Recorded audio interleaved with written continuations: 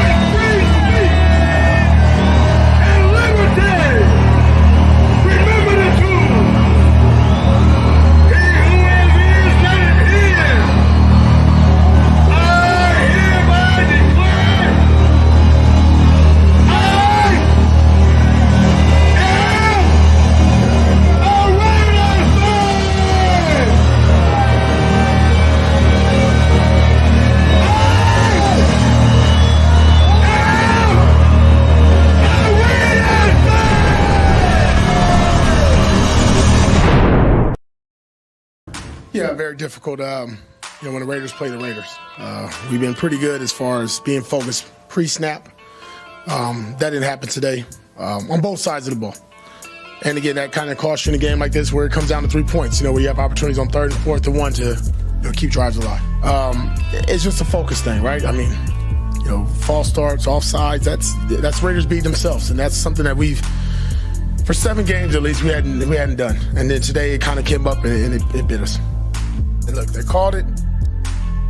Went against the Raiders, like I said last night. Don't make it close. Right? Don't put us in that position where it's close enough where they have to call it.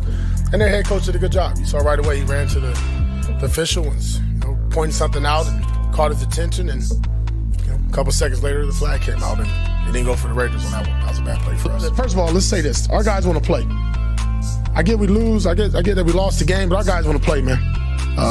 Even if we won this game, there wasn't no guarantee we were going to get the playoffs anyway. A lot of things have to go our way.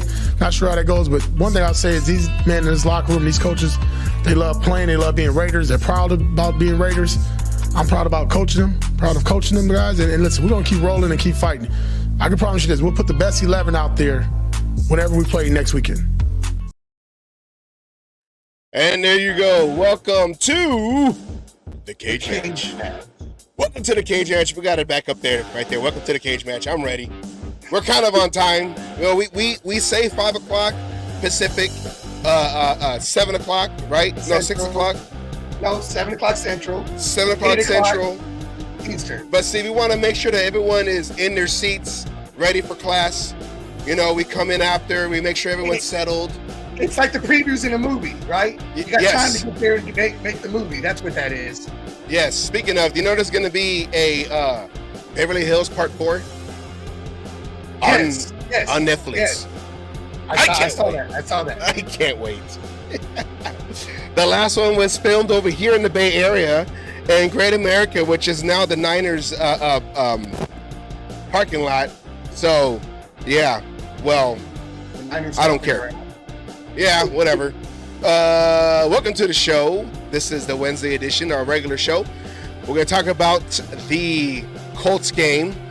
I know we were hoping for a better outcome and continue our path to hopefully make it to the playoffs. Hopefully. But you only get one Christmas wish, and that was to beat the Chiefs. And I'll take that. I'll take that one. I got my victory lap. All I care about. All right. And wait. Let's go back here. Let's go back there. And then, all right. So yeah, let's go into our famous segment, shameless plug. Here we go. Shameless plug. Go to the YouTube channel, Cage Match Show. Like, share, subscribe. Hit that bell so you know when we come on. You get the notifications. If you don't have a YouTube, then get one. And then come and subscribe and like and share. If not, you insist not having one, then go to Facebook, Oakland Raiders Savage, or Asylum.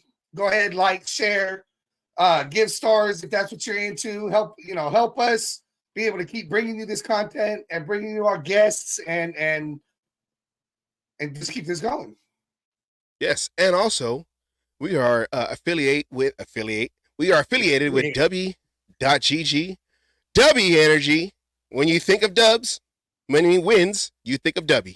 Get your W, go online, put in Cage Match, one word, into the promo code section, and get 10% off your order for W. Oh yeah. Oh, yeah. And look at this. And right away, our dedicated viewer, they had a bad day. You just see, he's trying to throw my video in my face. It's okay, Douglas. But before we go into the show, I want to give shout outs. Hold on, let me take this banner off. Shout outs, birthday shout outs. Well, first of all, Happy New Year's to everybody. Happy New Year's. Happy New Year's. Yep. And couple notable birthdays that I saw. Happy birthday, Hollywood Raider. Happy birthday, Mob Boss. Happy birthday, Raider Man, who you saw in the video promo, or the video right after the, doing the Raider Oath. We really want to try to get him to do the Raider Oath in front of the torch at a home game in Las Vegas. So where is it at? Right there. Try to get Raider Man to the torch to do the Raider Oath. That's what we're trying to do. Push that. He's one of our brothers. And we want to make to him to do the oath in front of the stadium, in front of everybody. I'm pretty sure to fire everybody up. And also, special birthday shout out to Raider Homer. Raider Homer. I learned a lot doing this show. I learned a lot on how to put stuff together, put production. Homer he's out there. He's watching. He's watching. He's out there. He's watching, but special shout out to Raider Homer.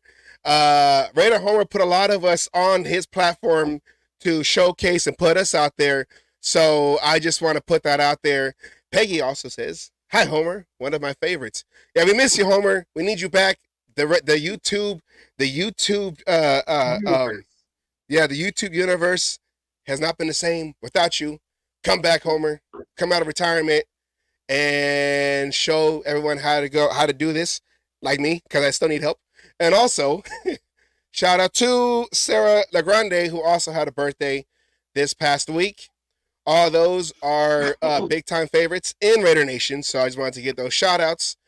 And yeah, so this game was a close game. Yeah, I mean, it was you talk. Me talk. Well, it just came down to. I mean, it was an even game going all the way across. I mean, it was 3-point game as you could see. I mean, when it comes down to it, total yards, we had more. 370 to 349 passing yards. O'Connell had almost 300. We had 286 here to 215, 84 rushing. They obviously had more. Jonathan Taylor had the better rushing day. Yards per play, 5 versus 6.6. We were getting first downs. I kind of like a better third down efficiency there, but we were converting on third downs. Our fourth down efficiency, we've been good all year on our fourth down efficiencies. Total plays, we had more plays. We unfortunately allowed one more sack than they did, had more punts. Definitely beat them in penalties this year, which was unlike the Raiders for this season. Well above our 4.6, what it is that we allow per game. But we didn't have no fumbles or interceptions. And as we'll talk later into the game, there was other key factors that helped in the game go one way or the other. Like Coach AP said, we shouldn't have let it be so close and let those factors affect the game. But unfortunately, we did, they did, and in the end, we lost. See, we were playing the Colts, which are horses, and the zebras came in and helped them out. That's what I'm saying. Related to the horses. They're related to the horses. We got donkeys coming up on this Sunday. But in term comparison, well, we are not going to go to the playoffs because we had lost that game that knocked us out of contention. Yep. But Antonio Pierce 4-4 as interim taking over. I mean, I can only imagine if he would have came in a little earlier, if Mark Davis would have pulled that plug earlier, how many other games we probably could have had where we could have put us a little bit much more comfortable in this race to maybe even take the division, because the Chiefs barely got the division crown because they were getting slapped around. Travis Kelce Taylor, Swift. Travis Swift. Yeah. So as you can see right there, I am still going for Coach AP, but we need to have someone over here to help us talk about what's going on, her perspective on the Raiders, and let me get it ready. I'm already ready. Oh, you ready? Okay. Well, then with that, let's go. And one of our favorite guests. She's becoming a very favorite, and yeah, she comes wherever she goes, whatever show she's on. She is loved by Raider Nation. Yeah, and you seen how hard this defense that we've had has been playing. She comes harder. Here we go. She comes harder. Yeah, she can match Max Crosby's energy. Trust me. Oh yeah, the energy.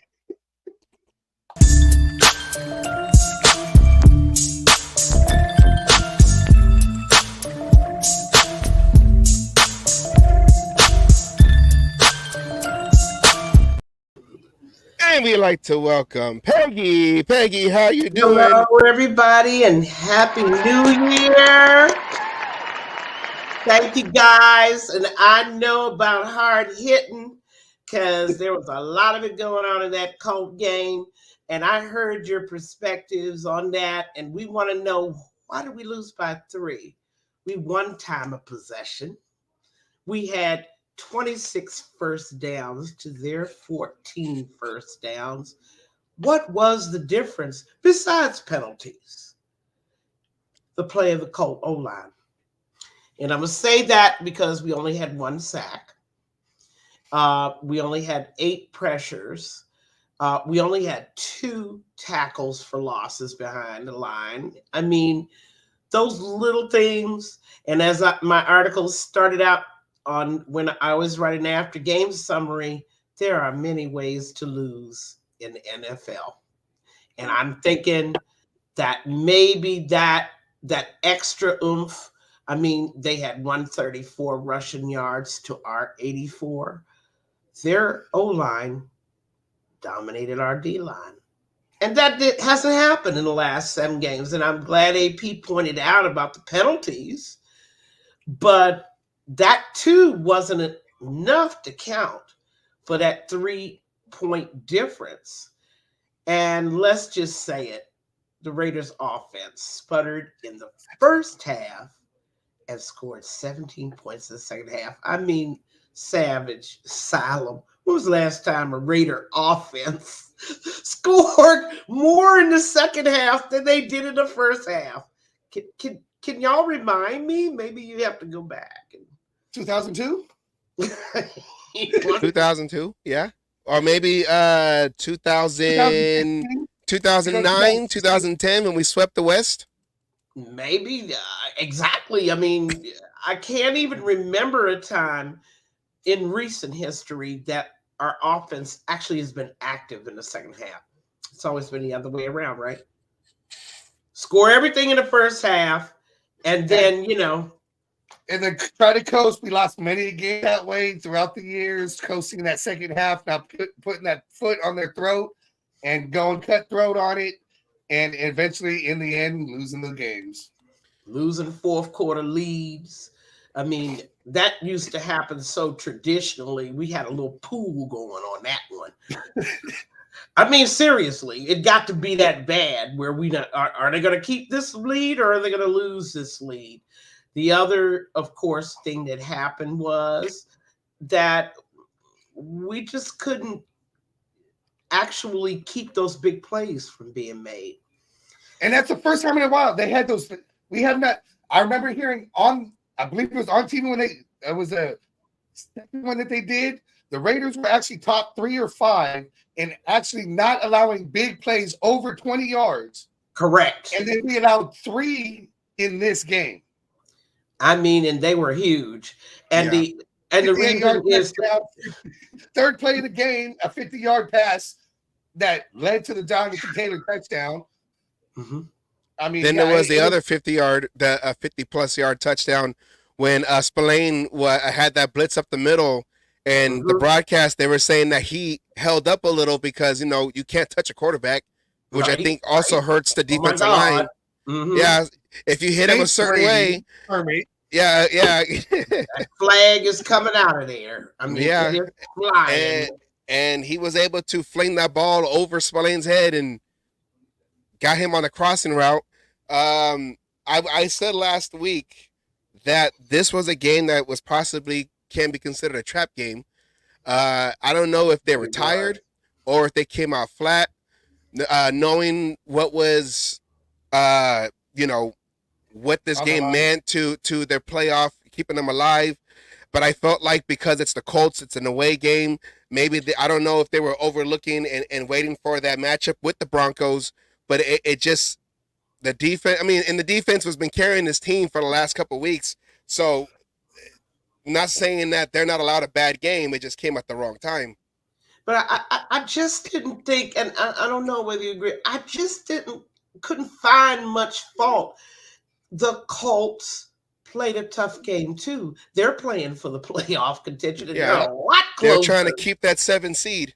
Exactly. And the Colts just played their O-line in particular, gave Minshew the kind of time, gave Taylor the kind of holes that he needed. And we did not give our guys the holes. Sat in the open spots on the field, and he was able to get the ball to those receivers, which led to those big. But he had time. There was some times where I counted to 8 before he got that ball out. 8 seconds. I mean, we just couldn't get a sustainable pass rush, but that's okay. I mean, our guys, in light of the chaos and confusion of this season, our guys have just been wow. I mean, I think that for them to be still playing hard this late in the season, I'm very proud of them. I'm proud of them in general, especially that defense. Yeah. For just hanging in there when they could have just lost all hope November 1st. They could have said, oh, well, season's over. They could have laid down on AP, and they didn't. And we got to be proud of that. Come on now. Yeah, I know we were, we started getting in contention to get into the playoffs, and a lot of folks are pushing for the playoffs. I just kind of felt it was too late. It was too late when they elevated AP to head coach. I felt like it was too late. I didn't really want to, like, if they get into the playoffs, maybe they get a run, Cinderella run, but I wanted them to focus on next year because all this stuff you have a playbook that's basically put together week by week. A rookie quarterback, a rookie offensive coordinator. There was just a lot of things that were stacked against them.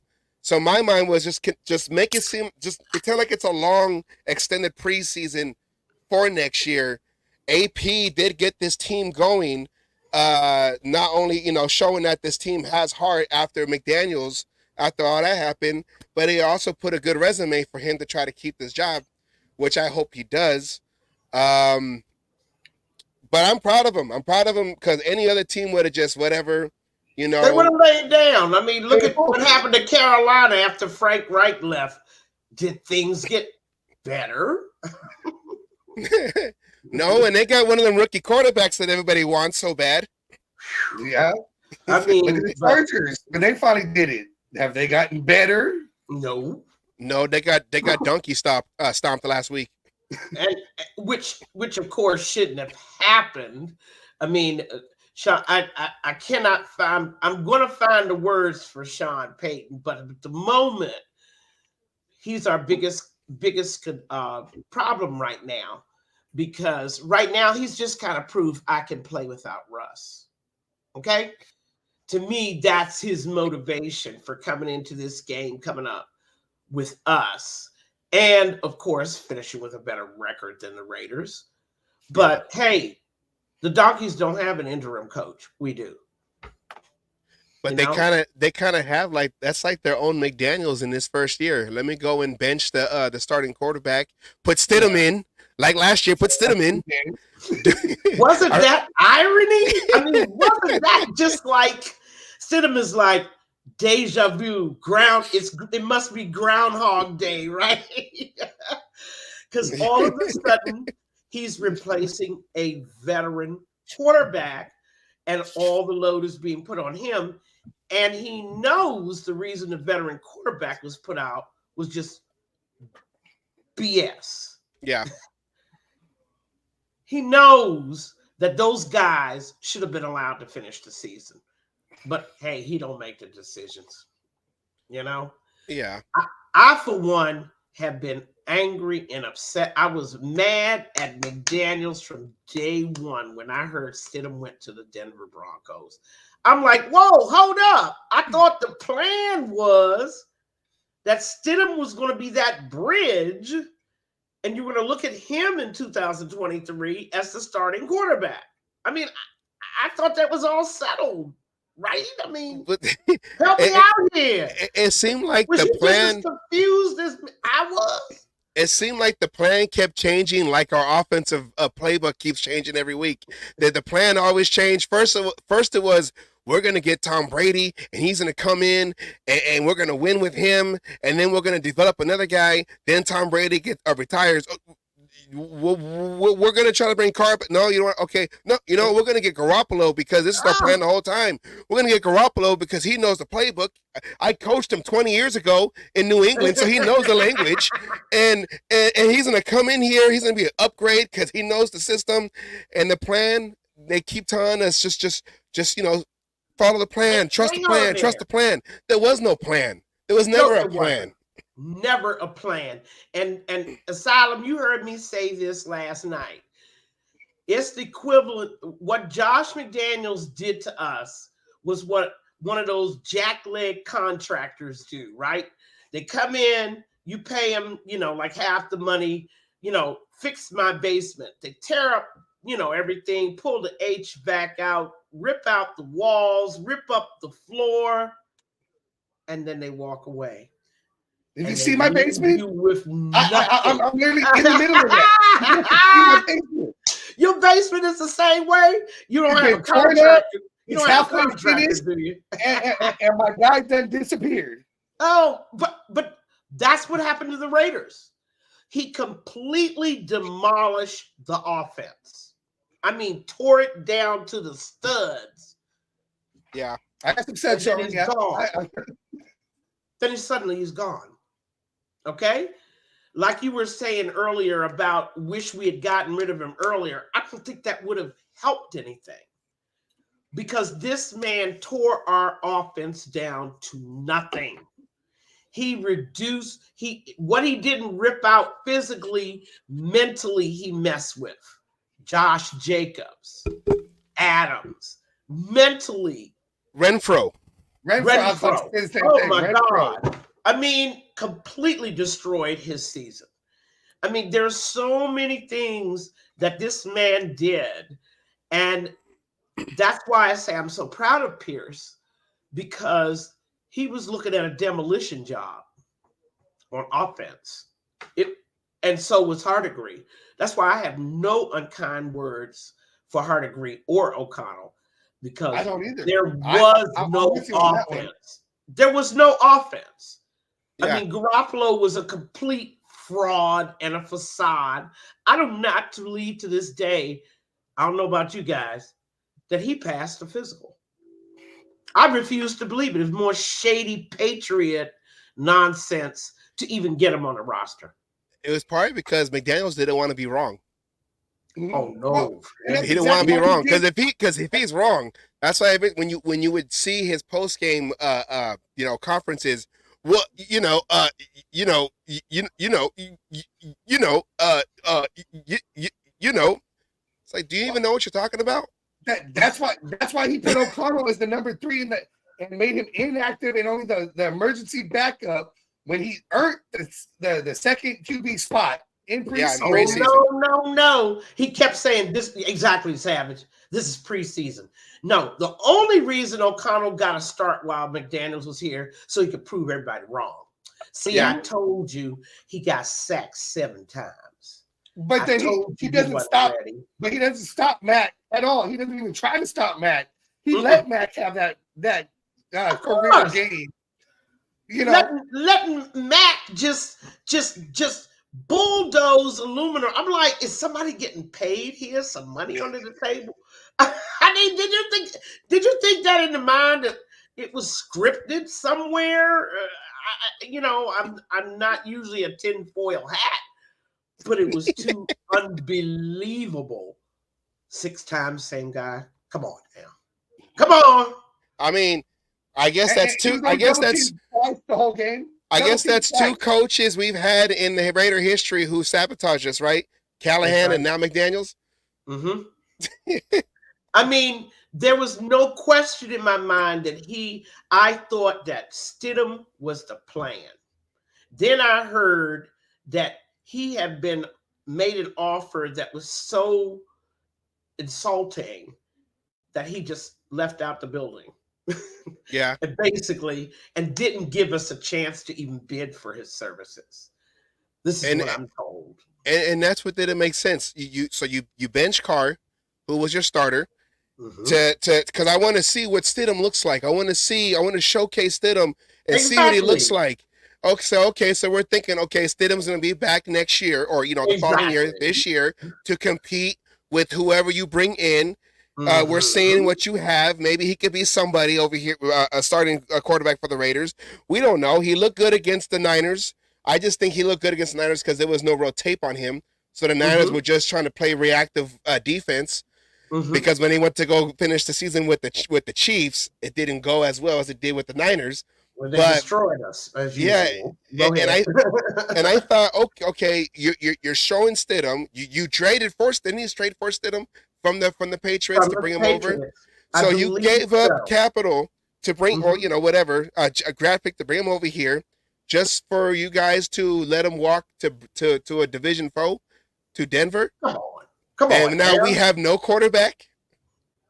I mean, really, I really can't fathom. So now we're looking at Stidham again. One good thing is we don't need to have tape on Stidham. We know him. Yeah. we know you. Yeah. We know who you are. So, I mean, that is one advantage in our favor. The other thing is, I'm sure AP wants to finish on a good note, right? For winning this game. Yes. And the other thing, personally, on a personal level, I would like to stick it to Peyton really, really bad. I mean, that guy. We let's make it 7. We got a 6-game winning streak against the Donkeys. Right. Yes. So why not make it 7? I see no reason why. And I for some reason, I just want to put a pie in Peyton's face. A cow pie? A horse pie?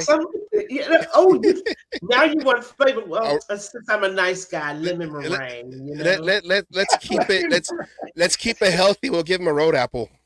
Yeah, I mean, donkeys like apples. I mean, they like chewing on stuff. Donkeys make road apples. We could throw it back in his face.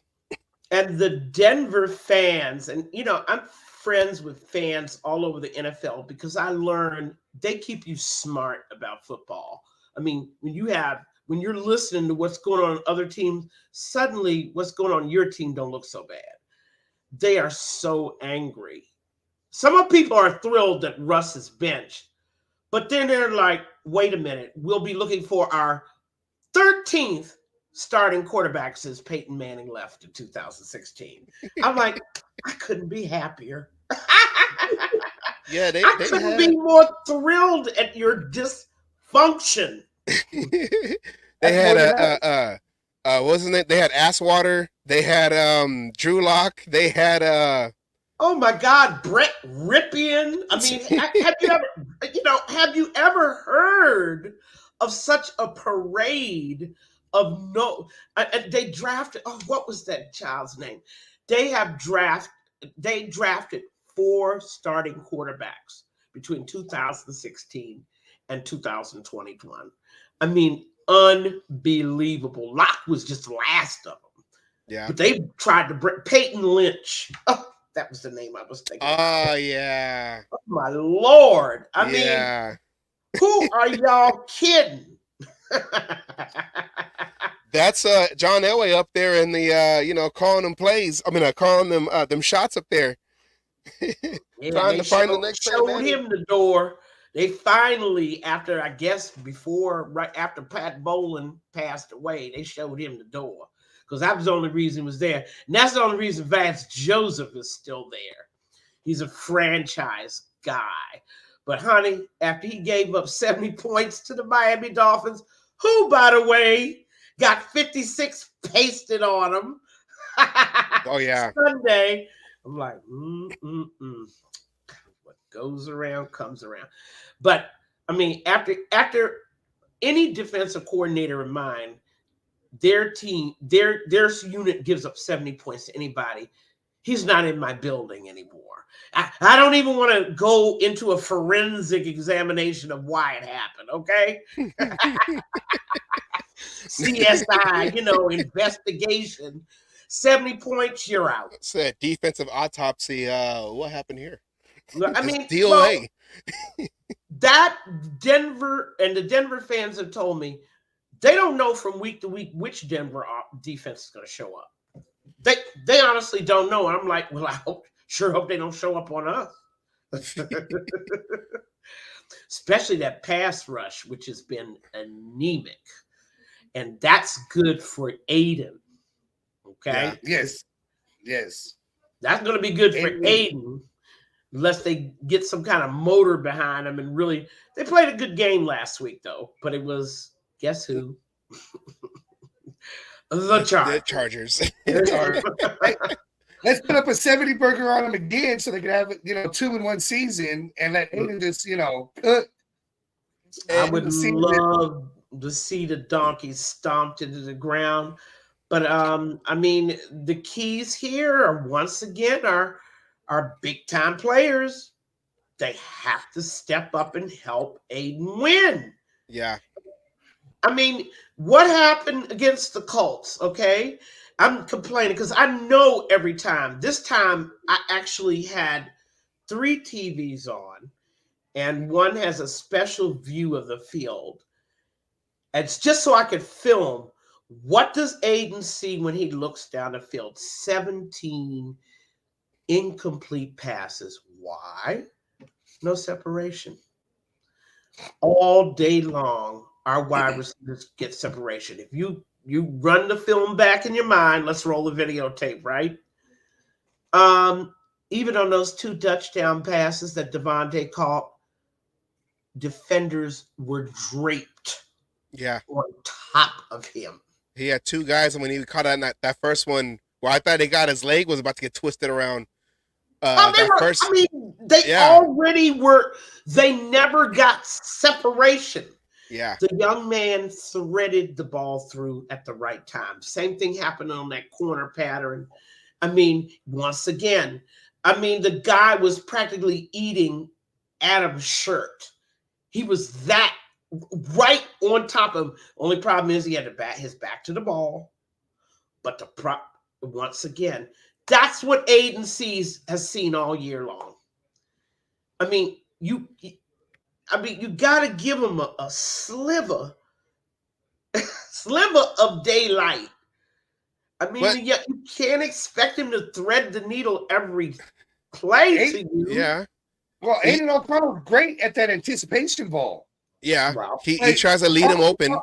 Yeah, but the problem is, like she said, they're being draped on. So when they're getting there and the ball's getting there, the ball's in the air, and the receivers are turning around. They got the DBs all over them. No and flags. all over them. I mean, there No is flags. no breathing room at all. I was trying to tell people, what's that? He's not throwing it to Devontae. I'm like, would you? Yeah. I mean, the guy is covered with receivers, and I thought a receiver of his caliber should be getting a little more daylight. I mean, maybe I'm wrong. Do you think that there's a lot of obvious PIs that they're not throwing? Because that's what I saw the last couple of games. Two of them. Like They missed like two. obvious, not ticky tack. He snagged his jersey. Like obvious jersey pulled, shoulder pad flipped up. Like obvious, like question. Hands grabbed, like molestation out there on the field. And see, I saw two obvious PIs against Adams should have been called. Yeah. We're not going to get those calls. Okay? And AP said it so nicely. The play shouldn't be that so close that there's it could be called, it could not be. Because every time, if it's for us, if it's something that's going to do something good for us, they're not going to call it. And if it's going to do something bad to us, they will call it. Oh yeah, of course.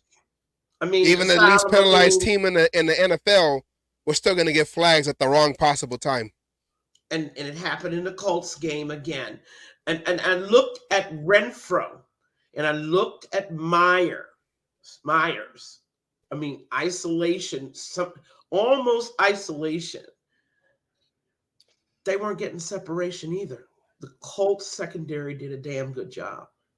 And I can't say, and there are other secondaries that are doing a darn good job of keeping our receivers so covered that when Aiden takes that look, right? Takes that look that he's supposed to do his little check down, he's supposed to do that.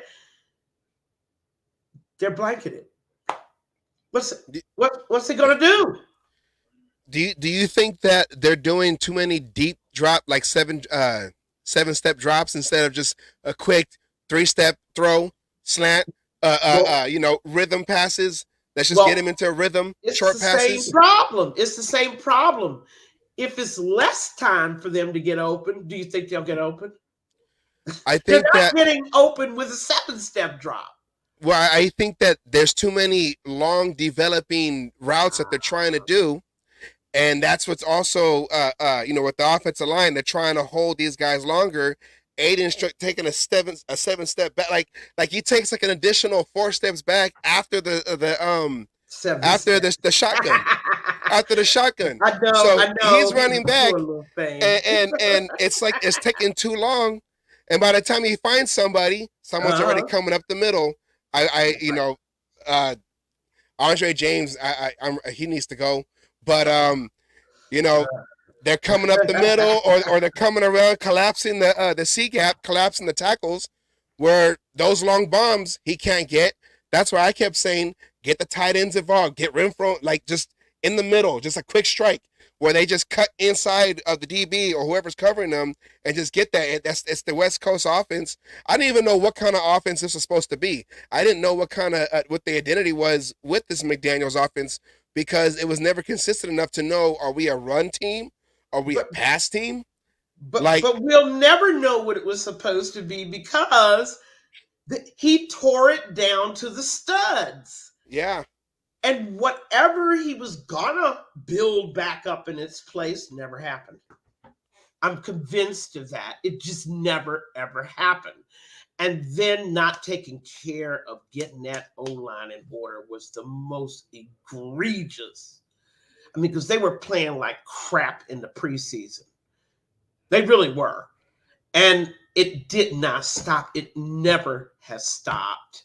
And if anybody watches my page, I've got a very healthy, hearty debate going among about 20 people about O-lines. And the fact that the whole NFL has suddenly decided they're not fashionable anymore. Let's just get us a quarterback that can run and pass, and we don't need a good O-line.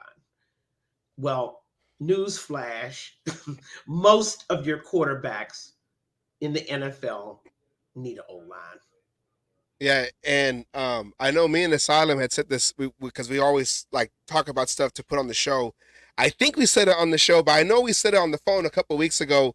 Where if you go back on the last 20 years of Super Bowl quarterbacks who have won, about 99% were pocket passers. I mean, this is not the whole idea, and that gets right aside. You know, I'm ready to go into my number one pet peeve. The pocket court passer is dead. Only idiots, and I'm going to say it out loud, and Madden video fiends could even say that. And let me throw the fantasy football crowd in there too. All quarterbacks, no matter how they start in the NFL, are, if they last long enough, are going to end up being pocket passers. That is physics. That's father time. That is unalterable. You might as well start teaching your guys how to be pocket passers from the beginning. Stop trying to make them running backs and quarterbacks and taking the hits of a running back and quarterback because you don't want to put an O-line in front of them. Yes. They're running because, what does it say? I'm running because I cannot fly, right? I mean, why are you running? I'm running because my O-line can't block more than 3 seconds for me. That is not football. That's Madden video games. That's not reality. Stop. That's park football where you have the guy who can just run around and throw the ball. Ain't no offensive line. You just go one Mississippi, 2 Mississippi, 3 Mississippi, blitz. Alligator, 2 alligator, 3 alligator, 4. You got that one guy, 1 alley, 2 alley, 3 alley, 4 alley, 5 alley, 6 alley. Go blitz. I know even better. Bill Cosby's street football, right? Go down to 72nd Street, catch the bus, and then when he gets to 3rd Street, tell him to open the door and the ball will be there. And that's basically what it is. There's, I mean, because with a running quarterback or with a running quarterback, a running back with an arm, a lot of these routes, I feel like a lot of these routes are just all improv routes. Just go get open, and I'll find you. I'm gonna run over here, and I mean, I know, and I know you and Captain talked about this last night also with Rich Gannon. Rich Gannon ran when there was no one open, and then he just ran. It was just a quick instinct, and he ran for the first down. He didn't scramble around and then try to find, because when a quarterback, when he runs out, when he deliberate or when he intentionally runs out, leaves the pocket, he's leaving him open for someone to blindside him, knock him out, hit him, because he's away from his protection.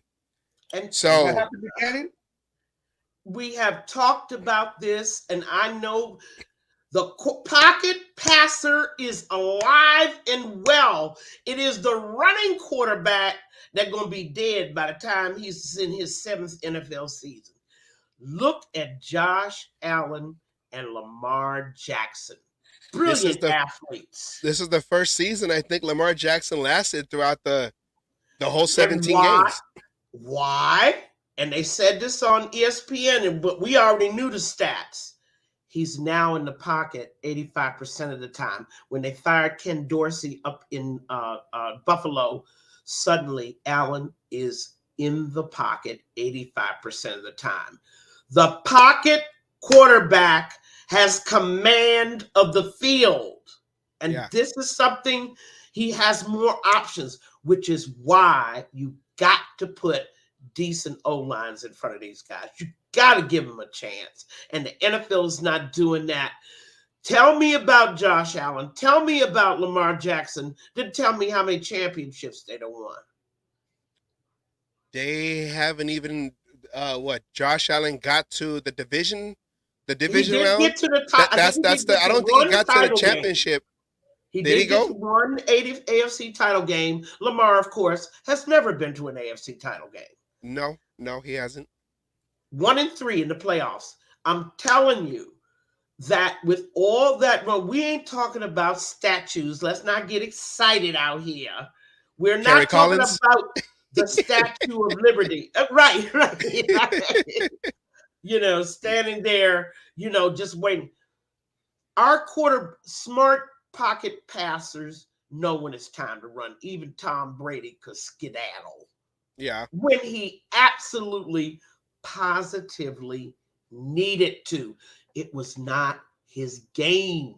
His game was to stay in the pocket and beat you from there.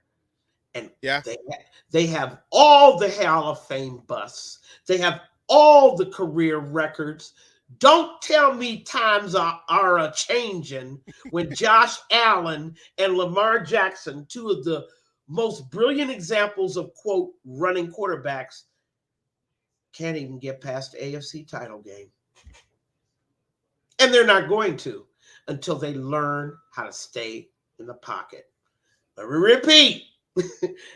They all passers, no matter how they come into the league, they will all end up, if they last long enough, as pocket passers.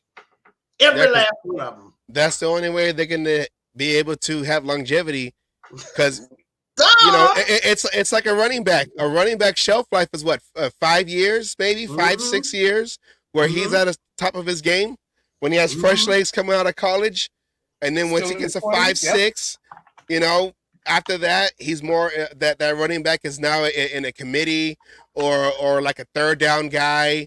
Probably the only person that defied that was Frank Gore, being that bell cow up until almost 20 years in the league. But you're gonna have that one guy that's but yeah, and these quarterbacks are not built to take that kind of hit. And you got like a big guy like Josh Allen. You got like Peyton Manning was a big guy, but Peyton Manning wasn't a scrambler. I mean, but they're not built like a running back, bulky to bust through the line. That's not how they're built. So they're gonna get hurt more often because they're putting themselves in the line of fire and not staying behind in the pocket with their protection. Or lack thereof. And this is the important thing. When the model that has been set up by the Madden video fans for this mobile, I'll be generous to them. They want a mobile quarterback, okay? This model is not sustainable. Like you said, Savage, the body isn't built for that. He's not only taking quarterback hits, he's taking running back hits. I mean, you're talking about a disposable, throwaway quarterback. In 3 to 5 years, his body will be obliterated. Mm-hmm. He'll be hurt all the time. And let me tell you something about Patrick Mahomes. They talk about him as the shining example of the coming of the running quarterback. Boyfriend can hardly walk. And I'm going to tell you why. That ankle injury he sustained 2 years ago, yeah, it still constantly is being re-injured every time he runs. This is by the Kansas City commentators that are saying that. Mahomes can't even practice now until Wednesday. He's so beat up. Well, you saw in the game that, when we played them, he was already walking around with that trying to play it off with that slight limp. That's that ankle that keeps being re-injured. He's doing all that scrambling and carrying on. He may be Superman now, but 2 years from now when he's 30, name one running quarterback over the age of 30. I'll wait. I'll say the last one, maybe. Why am I forgetting his name? Panthers. Cam Newton. Cam Newton. Any Super Bowl rings? No, he got to the Super Bowl, lost to the Broncos. He didn't want to dive on that fumble that he had that fumble, and he didn't want to dive on it when Von Miller jumped on it. Who knows? That's when He might have been hurting.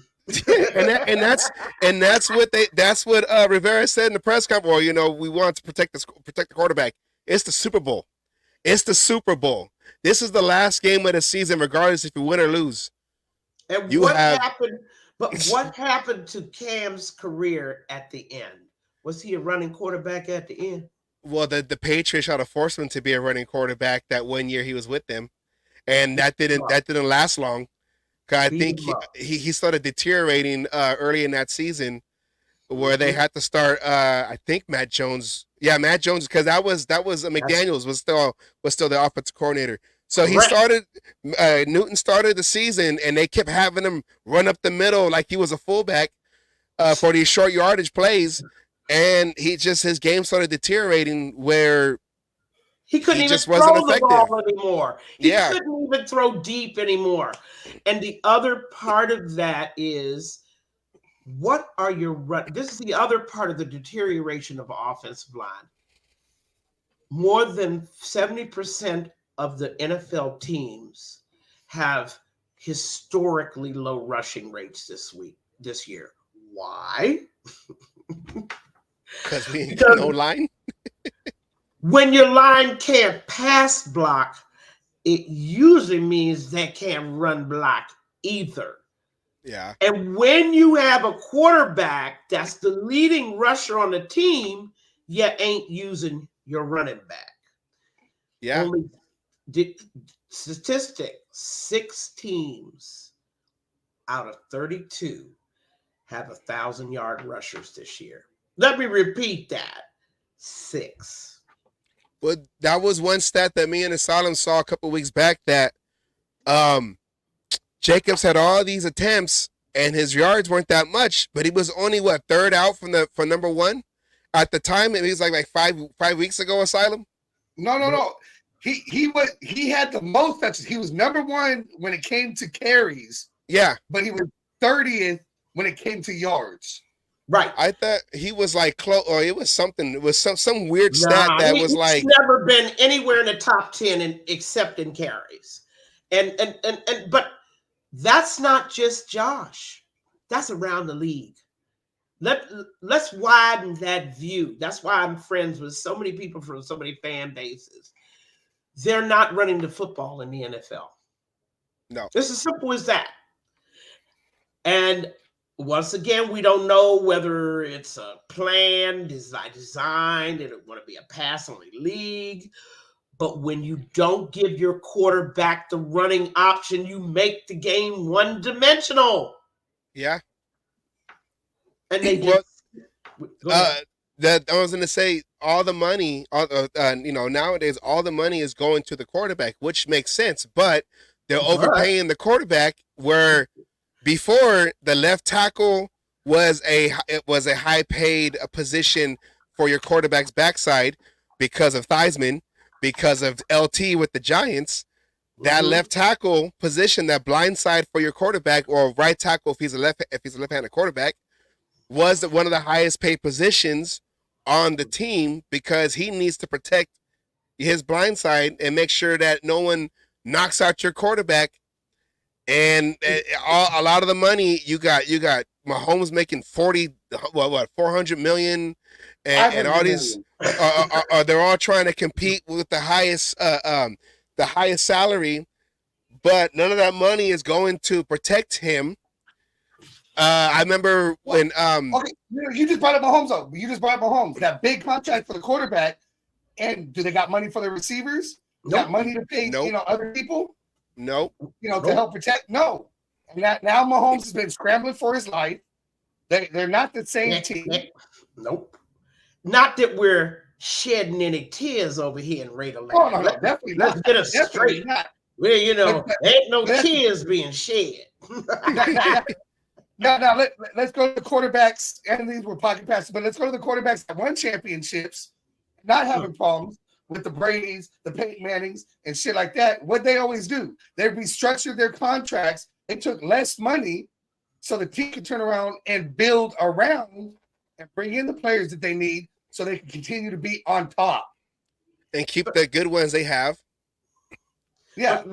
But guys, gentlemen, look at what the quarterbacks and their agents know for a fact. These teams want them to be both the runner, the leading rusher, and the leading passer. And they're thinking, you're going to pay me because I'm really not going to last more than 7 years in this league if I try to be the team's leading rusher and passer. So you're going to pay me. Here's the problem. And one of our lovely ladies from the Raider Nation put this beautifully. That's like buying a Porsche, $100,000 car, and only putting liability insurance on it. If you and only using 87 grade, not 89. Right. Yes. If you don't put an O-line in front of your investment. Car insurance. I mean, really, what is the issue here?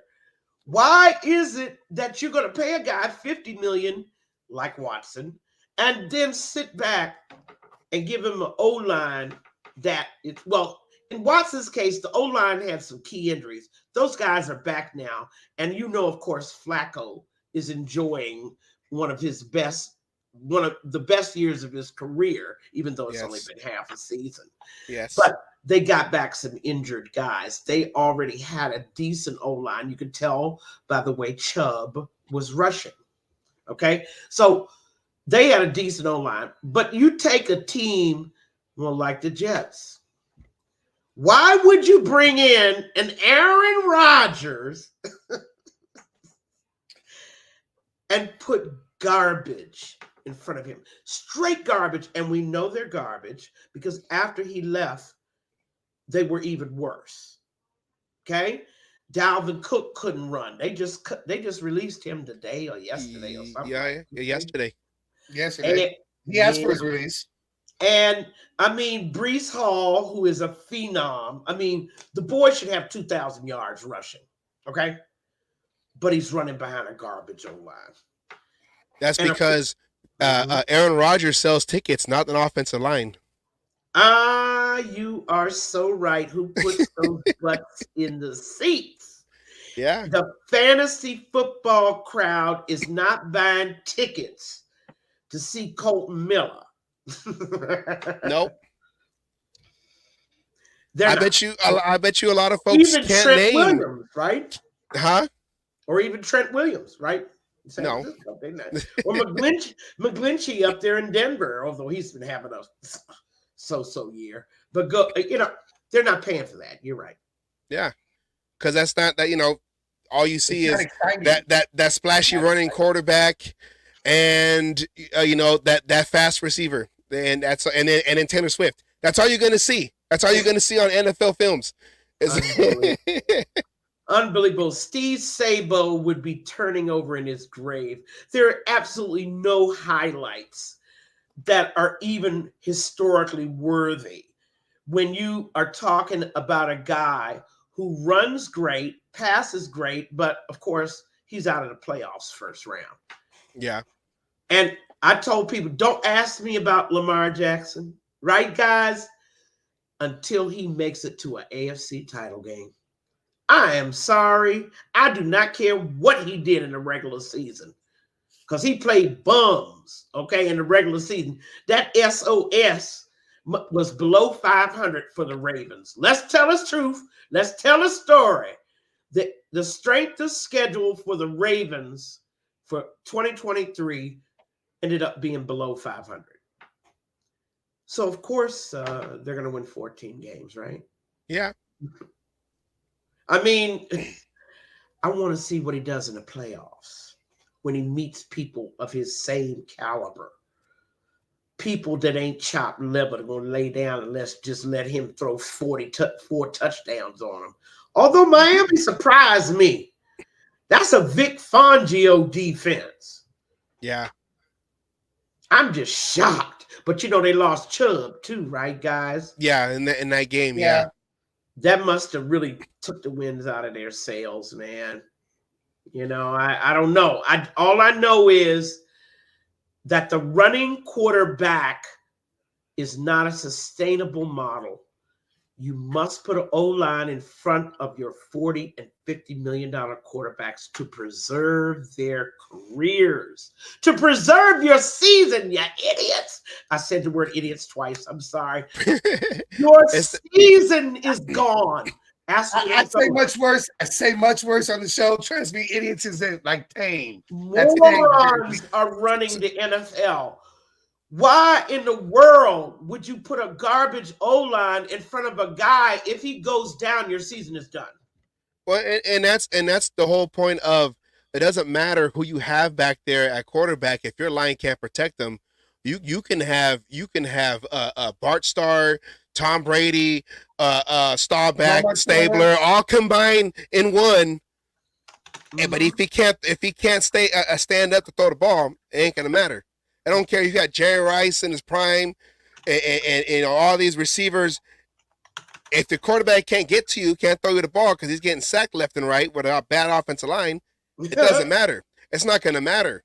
And maybe that's why people want the running quarterback. But, you know, there is a difference between running quarterback and mobile quarterback. But there's no distinction. There's like a gray. No, they don't have any distinction. On their games, their quarterbacks run 40 and 50-yard touchdown runs from scrimmage. Why can't Aiden do that? You think I'm joking? That is what they're in the back of their minds. They really want to see. Talk about putting butts in the seats. Terrell Pryor. I was trying to there you go. I was thinking the same thing. Man, that run against Pittsburgh, I still throw it in Steeler fans' faces.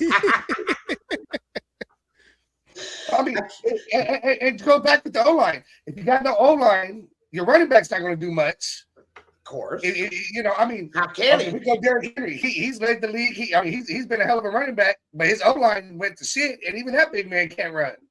Mm-hmm. Mm-hmm. I mean, when fans like Devon just said over here, he just wants a quarterback who can run. What does that mean? He's not supposed to have to run, but so every once in a while, if you got a decent O-line in front of him, he shouldn't have to consider that his first option. Yeah. I mean, and I've heard many stories where O-lines, you talk to people on O-line, they hate mobile quarterbacks. And they hate them. They hate them. They don't know where it is. They never know where they're at. They can't determine what's going on, where to block, who to block, and shit like that because they never know where their quarterback is supposed to be. And then that's when you get the illegal man downfield penalties because they think, oh, he's running. Let's go down. Oh, wait, he passed it. Oh, I'm past the line. It's a 5-yard penalty. My bad. Oh, my bad. My bad. 80-yard touchdown pass. My bad. I was over the line. Sorry. You have reminded me of one of the truest things. I mean, how can you block for a guy you don't know where he is? Yeah. Where is he? Where is he? Exactly. Yeah, because as an offensive lineman, your number one rule is don't let anyone beat you inside because that's the quickest lane to the quarterback. But a running quarterback, wait.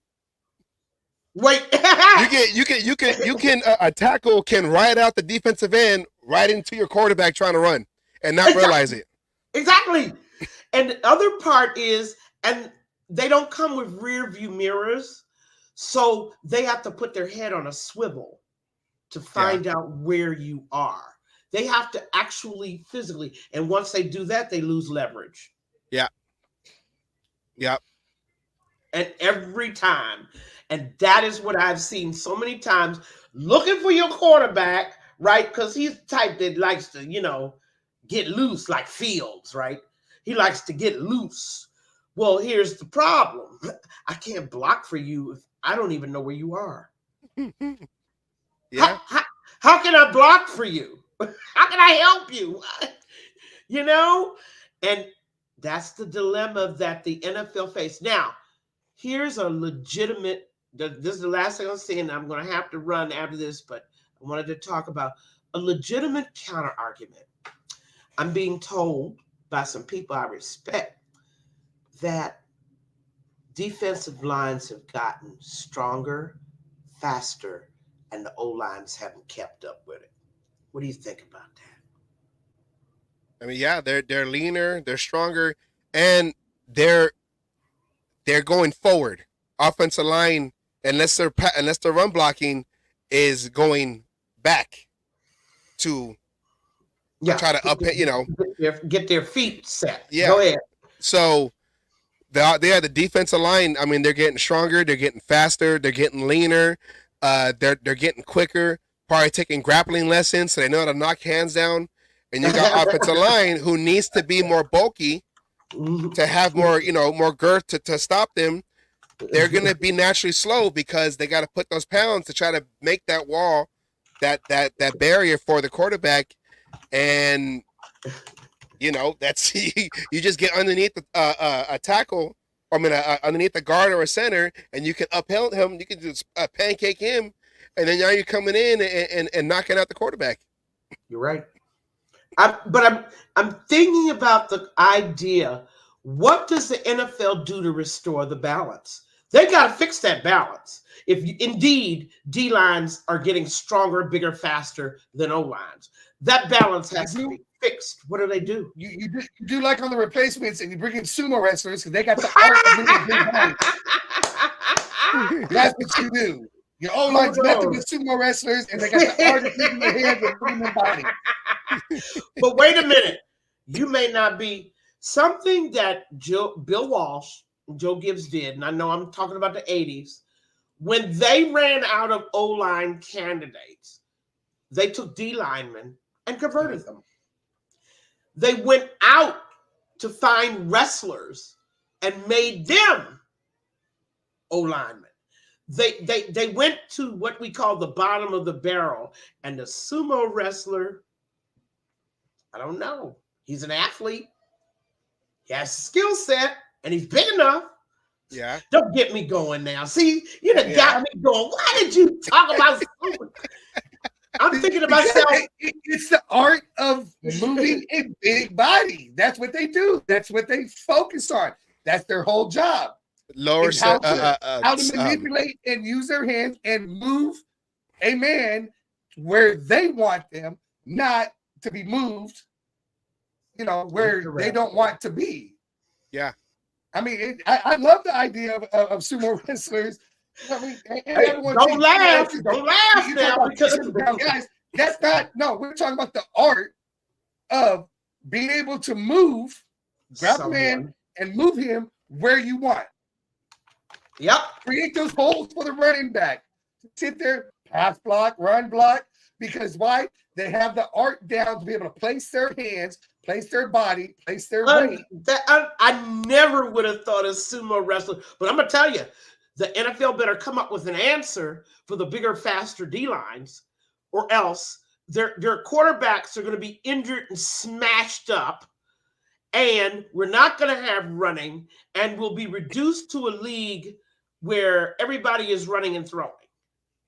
And a lot of the D linemen, especially the edge rushers, are converted linebackers. So they are guys who have that speed, to cover and everything. So they're converting them to linebackers. That's like like Khalil Mack. He got on the same year. What was it? He got linebacker and defensive end. That's correct. He went to the Pro Bowl as a linebacker and defensive end. Yeah. That's true, that hybrid thing. But the idea of finding guys with the size and the speed, and something else someone said, there's less and less of the plays where they're using pulling guards. And I had to look at that very carefully. That's true. I've heard that and seen that, yes. There's less and less of the pulling plays where you see guards or tackles in front of runners. Yeah. Now, I saw the Raiders do it a couple of times, but it was like, whoa, where did that come from? That wasn't in McDaniel's playbook for sure. Okay? That was a Hardegree play. I'm sure of that. But where did that play go? That used to be the bread and butter of the Walter Paytons of the world, that pulling guard thing. where you had guards downfield looking for somebody to hit, right? You see how they go, how they go hunting. I love the old Raider highlights with Art Shell and Gene Upshaw. When you see Gene Upshaw with that neck roll coming, he's pulling down the offensive line and he makes that turn. And he said the greatest thing is to see that DB's eyes go wide open when he's about to get ran over. He's annihilated. Like you weren't even there. Yeah. Highway 63. But your tight ends had already cleared out your linebackers and any end that was on there. You see, that's a team play, and I've seen much less of that in the NFL these days. Have you? I just don't see it anymore. So now your O-line just pass and run blocks. They basically stay stationary. They don't run anymore.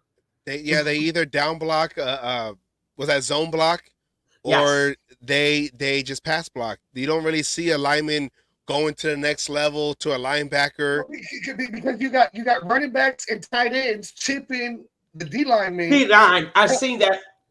To help and everything, instead of being able to help, like Peggy said, to hit the linebackers and help there, you got them helping the D linemen because they can't do it by themselves anymore. Oh God! Oh, what? Even the fullback is starting to diminish. Yep. I think we're like the only team that has a fullback, and we only have one fullback on the roster. When did that happen? Why are the Lorenzo Whites of the world gone? The Charlie. Never mind. Charlie Haraways. I'm going in the way back. On the Richie. Yeah, or Moose, right? Dallas. What happened to those guys? They just and the H-back. The guy that you were scared because you didn't know he was staying in block, you didn't know whether he was going to get the ball, whether he was going to go out on a pass pattern, but he lined up in the backfield. I think maybe when Tony Sparano when he was at Miami introduced the Wildcat, then you had these quarterbacks that could run. So it's kind of like we're going to run the Wildcat, but not with a receiver or a running back. Our quarterback can play that position, so we can hide the fact that we're trying to run a Wildcat type of play and just have him go out and roll out and try to make plays that way. Taysom Hill. Yeah. That Wildcat hybrid tight end quarterback kind of fucking player. We might as well, if you're gonna just do away with the O-line, okay, we might as well go back to the wishbone tee. Okay, let's just wing tee. Cut to the wing. Let's cut to the chase. I ran that in high school 20 years ago. But hold on. Isn't that what the NFL is really trying to do when they put both running and passing responsibilities on the quarterback? And then they line a running back up in the backfield with him, and you don't really know. And I've seen them kind of run those options, right? RPO? Right, with those toss options or, the RPOs. Why don't they just go back to the wishbone? Let's just not even play with it anymore, Don't even pretend, right, to have a running game. Just put two other guys with the quarterback back there and just do a decoy kind of thing. Yeah. Well, that was the Wildcat. Okay, that was the Wildcat. Yeah. But it didn't fool defenses very long.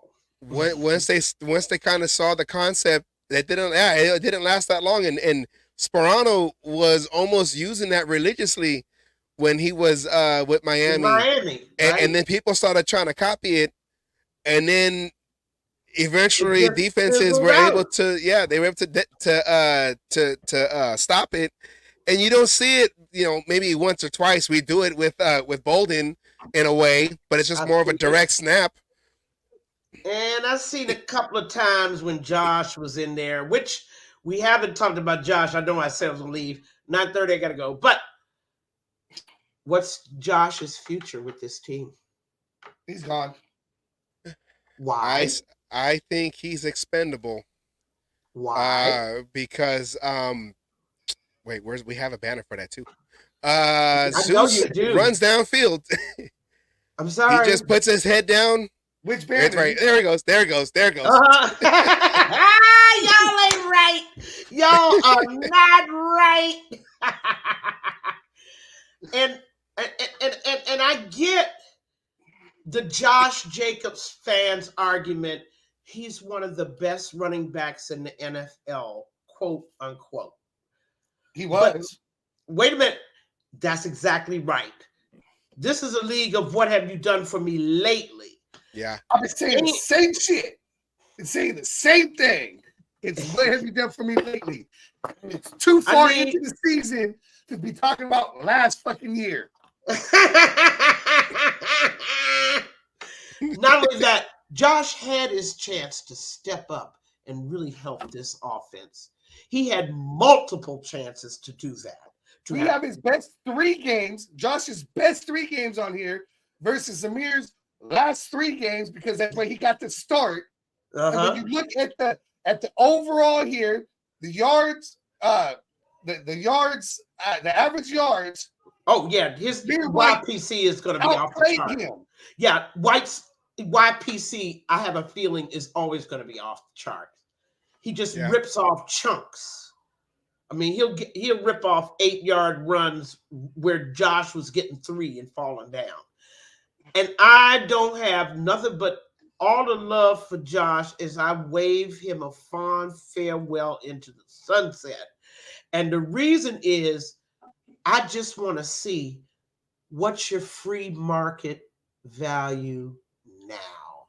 Knowing what you saw this year, people like Taylor had to beg for contracts.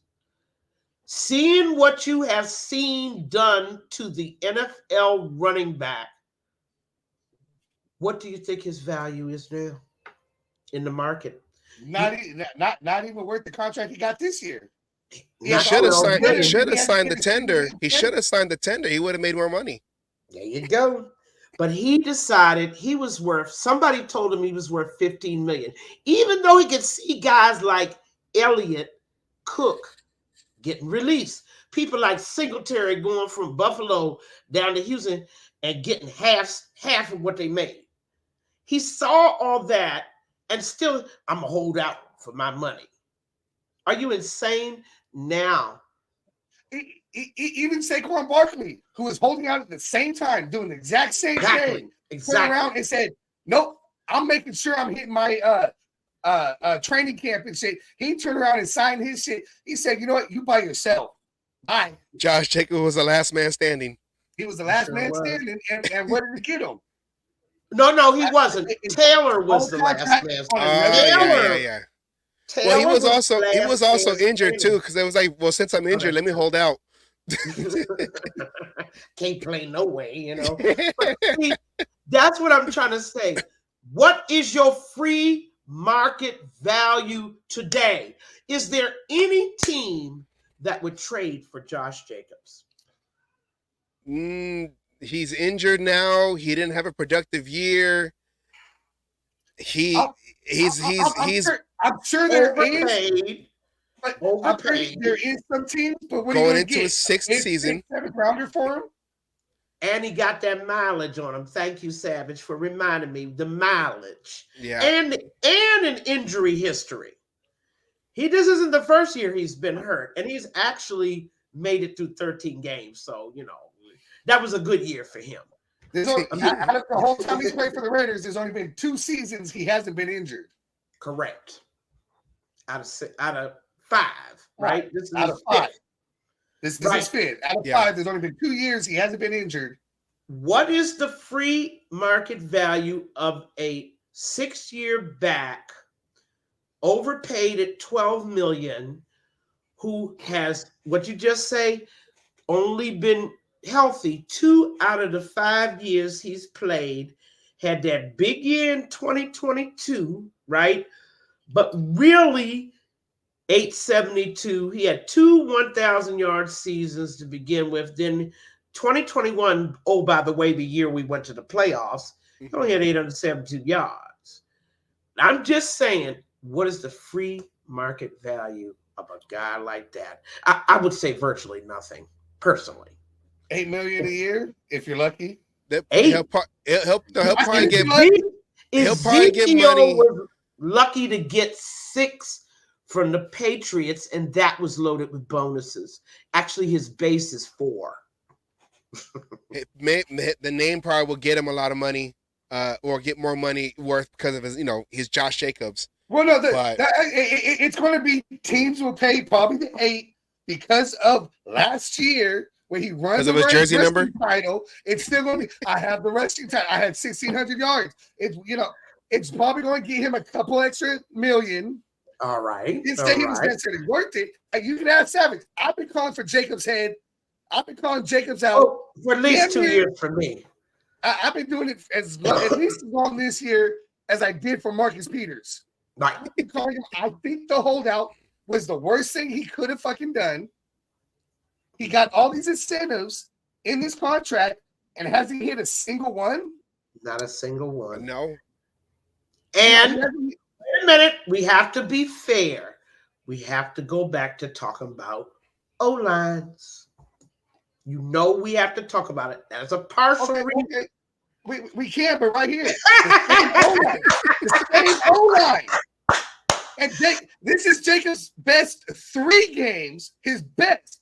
2 of them are 100-yard games, which came when AP took over. I wish you had the graphic that showed his 7 games of 50 yards or less rushing this year. Oh, we don't have that. That would have been more startling for the Josh Jacobs fans. And I have to say, it would be. But see, they don't see that. They got blinders on. And they keep okay, about that's that fine. The NFL will not have blinders on when it comes time to crunch those numbers. They're like, how much do I want to offer him? And then, there's this talk about the Raiders re-signing him.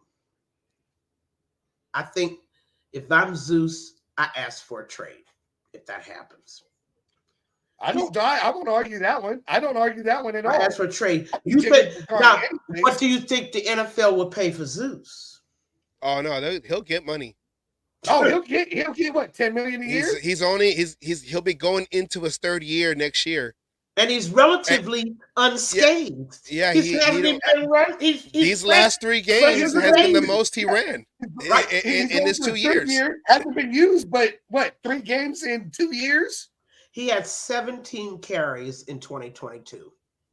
The whole season. Yeah. He's fresh as a daisy. No injuries. Young man. What is he, 23? Well, no. He was injured his rookie year.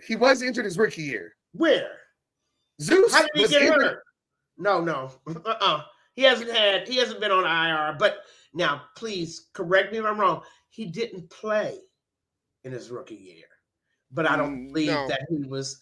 I don't think that it was because he was hurt. I think it's because, as usual, Josh Jacobs arguing because Kenyon Drake got the ball instead of him. So you know how he feels about other guys carrying the football. I will be so glad to get rid of him for that reason. I honestly think that his season last year was also aided by Carr changing the play because he saw something different. And, because when Garoppolo came in earlier this year, he can't throw more than 15 yards. Everyone's crowding the box. We can defend the pass and the run 10 yards off the line of scrimmage because he ain't going deep. He ain't going deep. So let's just put everybody in the box. We'll put the free safety right there at the nose guard. That's all we need to do. Oh my God. It was horrendous. And I just think that I don't know if it's true or not, but I saw that even that long run he had last year, Jacobs had last year against Seattle, was Carr changing the plays, and that's what got McDaniels irritated because Carr kept audibling. But he's just, he'll find a better play, and Josh Jacobs was usually the beneficiary of the audible, and he'll get like a lot of them good chunk yards. But now you have, like I said, Garoppolo who can't throw that deep. Bobby Nobody- Hoyer, Brian Hoyer, Hoyer. it was a I don't even know. non-factor. I don't even know what to say about Hoyer. I mean, except He's line got up one in more the year chuck left. wagon. He's got one more year left of his That's contract. right. He'll be back He next sure year if they don't release him. So, guys, hey, listen, it's been lovely. I do have to run because business calls, but as always, we chopping it up. Got a lot to say. I hope people that listen to this kind of sit and think, Savage and Asylum know what they're talking about, yeah, to I hope. start really So too. but really thinking about the future of the Raiders in 2024. I mean, how this impacts. And I will see you guys in 2 weeks and hopefully with a special guest. Yes. We hope so too. We hope we have that special guest. I think I will. All righty. I will see y'all soon. Bye. Bye. Thanks for coming on. We appreciate it. Bye. Oh, wait. Why am I the small guy?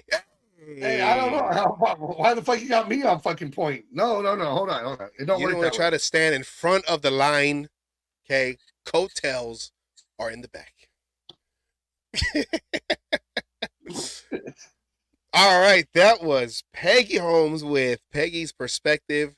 Told you when Peggy comes on, we need to change that. It's a hard hitting Peggy Holmes. Yes.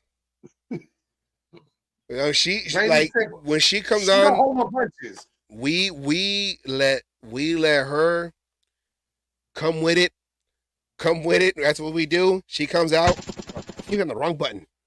There you go. Just left and right combination, hitting you hard with some knowledge. Goes back old school, new school, now school, after school. He said now school. So this game, I know there's a lot of people out there that are turning that, because I have Facebook. I follow some Raider pages, and I have Twitter. I got Instagram. I see what people post, and a lot of them are like turning on AP because we lost to the Colts. I mean, they turn on AP when he loses. They turn on O'Connell when we lose. But when we win, all of a sudden both of them are the answers. O'Connell can't do no wrong. AP is a goddamn genius. Yeah. It's too much up and down, and they're not looking at, and we've talked about this on the phone, on the show. We talked about this just clearly. They're not looking at what you need to look at, which is, are you seeing improvement? Yeah. O'Connell's in the game to see what we got. Don't talk about pulling him because he ain't being a success, because he threw for 62 yards against goddamn Kansas City. But did we see what we needed to see? Can he be our starting quarterback? I mean, O'Connell in this game, look at that. He's 1 yard away from a 300-yard game, and usually that's like the mark. He threw the ball 47 goddamn times. Yeah, and look at that. The main important one, you got the 2 touchdowns, and what's the main important stat right there? 0 interceptions, and the next one, because everyone wants to bring up that fucking Chargers game with Khalil Mack, 0 fucking fumbles. 0 fumbles, 0 interceptions. He got sacked twice, I believe. Yes. Twice. Ball didn't come out, and I know people are going to be like, well, he's holding the ball too long. He's a rookie. He's a rookie in his 8th start, 9th start. We don't really count the one with McDaniels because that was the sabotage. That was sabotage. That was sabotage. We're calling out the show. That first start was straight sabotage. Sabotage. It was straight to make McDaniels so he could turn around and say, see, I was right. It's like, how they said, all these Raiders with McDaniels, all these Raider fans would rather see McDaniels lose than want to have the Raiders win. Yeah, and McDaniels would rather be right and want you to think that he was right than have his own team put him in a position, put him, set them up for success. It's the same thing. It's the same thing. And it wasn't that we were hoping that he was going to lose. We knew it was going to happen. We knew it was going to happen. I said it. I said it what was it? I believe it was our very first show. And since we started this, I said it when McDaniels was hired. I'd rather win with McDaniels than sit here and suffer another losing season. I was trying. No, I'm just saying, knowing full well we knew what we were getting, but I'd rather McDaniels been successful and deal with McDaniels than sit here and be in the situation we're in now, which we knew was coming because McDaniels is not a head coach. No, he did the same thing he did with Denver. Ship out the starting quarterback, piss off the receiver, just it's the same thing. It's the same thing. And with AP coming in, I mean, yeah, we have a lot of talent on offense, but everything had to get torn out. I mean, we didn't even keep his quote unquote offensive coordinator, Lombardi. We didn't keep him. Rick Lombardi. Yeah, we didn't keep him. So everything, I mean, it's not an excuse. It's just, it is what it is. Rookie quarterback, rookie offensive coordinator, and rookie head coach. Yeah, and so all three are going to make rookie mistakes at the worst time fucking possible. Yeah, and everyone, you brought up Aiden O'Connell holding the ball too long. That was the bitch about the Chargers game, the first one. That was the bitch there. That was the bitch when he got his first couple of starts. He's holding the ball too long. He changed that. Did he do it a couple of times against the Colts? Yes, there was a couple of times he held the ball too long, could have thrown it away and saved the sack. But how about those last two? How about those last two drives in the game? No, he had us going down. Right here you go. He had us going down to win the fucking game. Yeah, he really did. I mean, in the hurry up. I mean, on the last two drives, that was nothing but hurry up. I mean, look at what he's doing. His anticipation throw. Look, that's it. Fucking, he's getting it to. He puts the ball where the receiver can get it more often than Jimmy Garoppolo ever did. And people say we need to start Jimmy Garoppolo over O'Connell. No, you couldn't win with him when he was a starter with Garoppolo. I don't care if he's a veteran. Garoppolo, that throw was off his back fucking foot. Well, Garoppolo he had success with a team with a good running game and a good defense. Our running game is spotty. Well, with Jacobs, our running game was spotty. But yes, it was with Jacobs. It was spotty. It was, and the defense didn't start gelling. I'm gonna use the word gelling until AP took over. Yeah, Garoppolo is nothing more than a game fucking manager. Just what O'Connell did against the Chiefs. Exactly. And, if we would have had Garoppolo in against the Chiefs, I don't think we would have won that game. No, he would have thrown it right to a DB. It would have been, yeah. That wasn't a game for him to throw, to throw, because even Mahomes had a hard time throwing the ball. Mm-hmm. Exactly.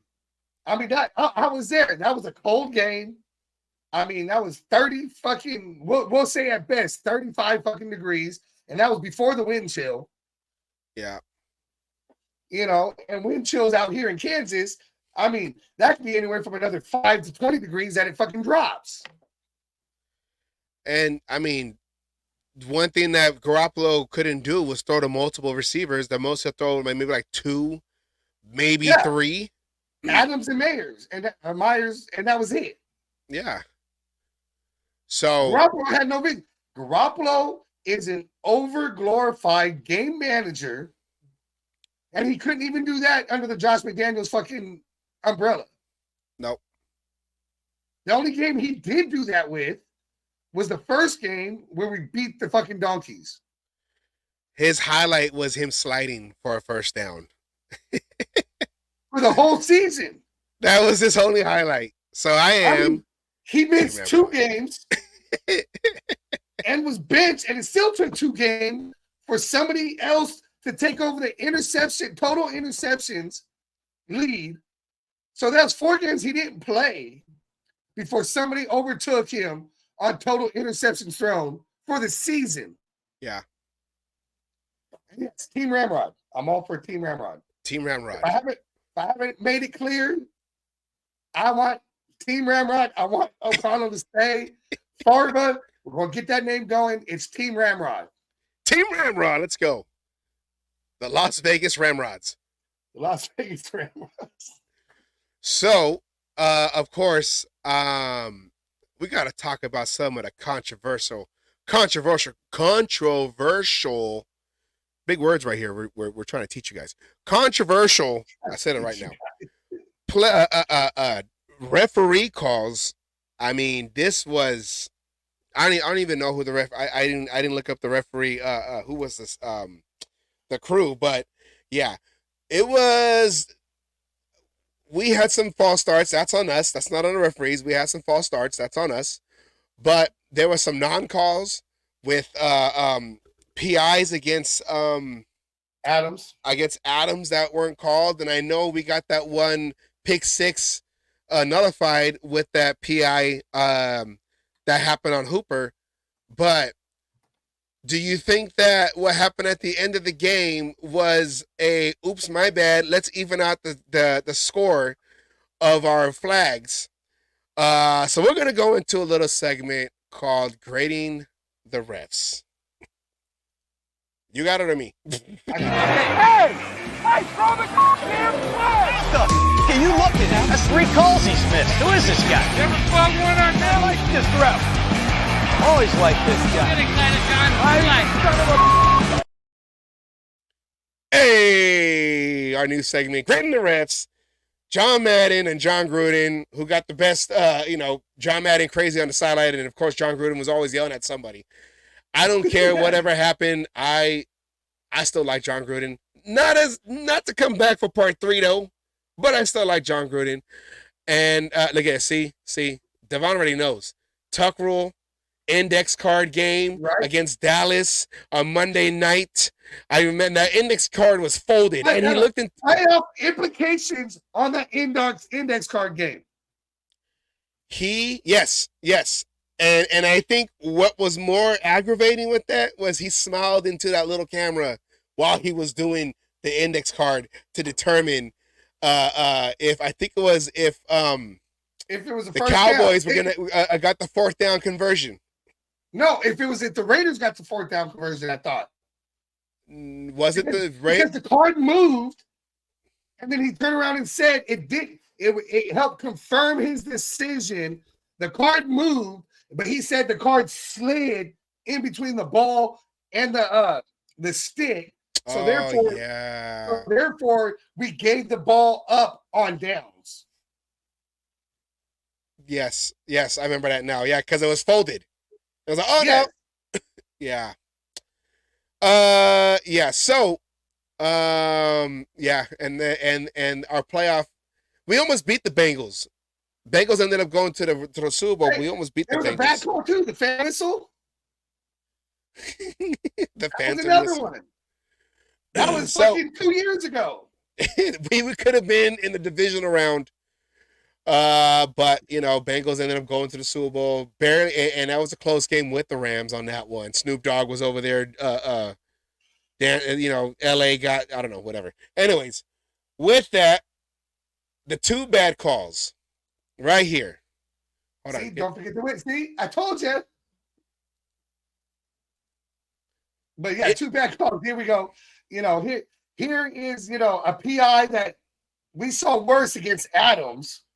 Oh yeah. Than that, we get called for the PI, and then this here with the missed field goal, and we got different views of this play right here. We have a view of him even checking with the ref to make sure he wasn't offsides, and because he timed the ball fucking better than goddamn a dragster who's fucking drag car driver. who's cutting that green light, just timed it perfect. Yeah, that's what I do in the FedEx truck. I check the light to see if it's turning yellow. All right, it's about to turn. I mean, he timed that perfect. That's all that was. It was timed perfect. Okay, well let's show the sideline view of the PI first. Now, is this a PI or is this you got it or me? I got it. Okay, is this a PI or not? We're gonna zoom right in. We're gonna zoom right into this. There's one angle. Ball's over his head. That's a questionable call. I mean, it barely even looks like he touched him before that ball got there. He was already going down. Collapsing down on the sideline. He just had his arms on him, but I guess, you can't touch nobody unless you're Adams. Unless it's Adams. But let's go into the Hold on. There was more touching in that Adams touchdown pass that it just showed. Oh, yeah. Then there was in that play right there. Yeah. I mean, even the one when he got that first touchdown, when he had the two guys on him on the goal line, where I thought he was about to get his leg twisted and broken the way they were hanging on him before he even caught the ball. But let's go to the line of scrimmage view of that same play.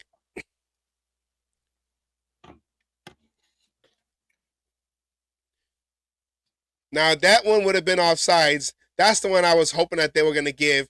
But then you go and have this one. That ball was already out of bounds. He was already diving into the into the sideline. Yeah, he got his arms up, but yeah. His hand touched his belly. But since when has that been a PI? If it's against a team that's wearing silver and black? Well, they need to write that in the rules, and it needs to say that. Well, then, unless the Raiders doing it. Hey, how many rules are in the rule book because of a Raider or a Raider game? More than half? Yeah. Okay, the Alzheimer rule. Okay, that's why. They're good, but see, before it was even a rule. So that play, that was questionable, but that wasn't the one that really cost us an opportunity to at least tie the game, as you saw with O'Connell's throws running a 4-minute drill. But let's go to the one that we are talking about, which is the field goal. Let's go with the sideline view of the field goal miss that they called offsides on. Hold on, Jack sideline. Jones. Hold on. Oh, there it is. Now you see them right here. They're all lined up, zoomed in. And look at his ass come up before he even moves. If anything gets called, that should have been a false start on the fucking center. And that's way too close to throw that flag. Unless his head was lined up in the neutral zone, or like was it Tony? With the Chiefs with his foot on the line, then I can see that. Half his foot was over the line. Yeah, the White Goodman in dodgeball. So, but see, now let's look at the line of scrimmage view, and we'll zoom in, and you'll see that he timed that ball perfectly. Ball's moving. Yep. He cut the light. You couldn't get any better than that. I'm telling you, his instincts are fucking spot on. Yeah. That should have been our ball right there. We marched down, and what was it? At that point, after that, we made the fucking touchdown, whatever it was, or was it the field goal? Whichever it was. We went down for the field goal. Yeah, we went down for the field goal. And then we got the touchdown last. Yeah, we got touchdown. Yes. But, after that play, I don't know if that was leading to the touchdown or the field goal, which I even give Bo Hardegree, or if it's Hardegree, Carlson, whoever it fucking was, or I'm sorry, that would have been Cole, for the way they did that onside kick. I ain't never seen an onside kick like that. Yeah. a kicker being able to kick the ball to the other side of the goddamn field. You know, he was looking at who's my bitch. If he would have had like fucking the water boy. Who? Water boy? Water boy. No. Yeah, that's where that's from. But no, if we would have had Tucker on the field, maybe he could have got there before that linebacker got that ball. Yeah, they should have had the fast guys inside because that's where the ball's gonna go. Yeah. You don't need the gunners to be in the outside. The ball's not going to the outside. And they already know you're gonna onside kick it, but the thing was they expected it to go to the other side. Nobody expected it to go that side. Yeah, and he screwdrived that ball past that first level of guys, and almost had it, but somebody did even touch the ball. I don't remember who it was, but that ball was even touched. A little lighter in the kick, or have a speedster like Wilson, not Wilson. I'm sorry, but fucking Tucker. You should have Tucker and Carter. I don't know. I'm not happy with Carter. Carter. His ass needed to be benched fucking right after Peters, as far as I'm concerned. All yard cut.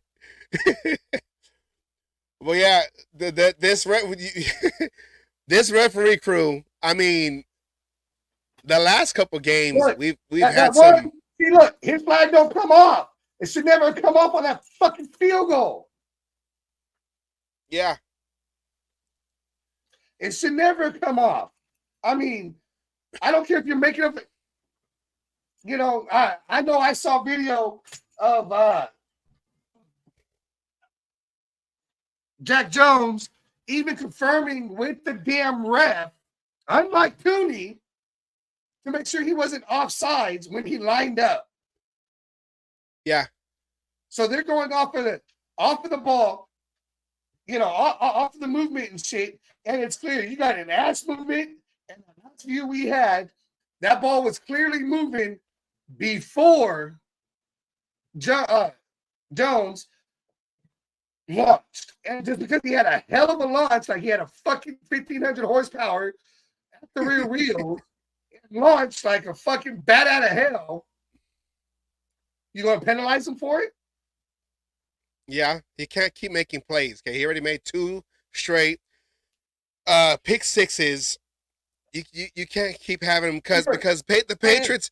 Those refs were making up for the Kansas City game because Kansas City got embarrassed.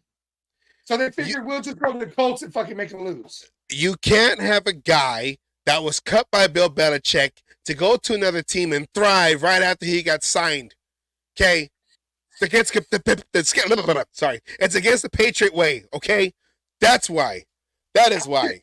Jack Jones. After you cut McDaniels,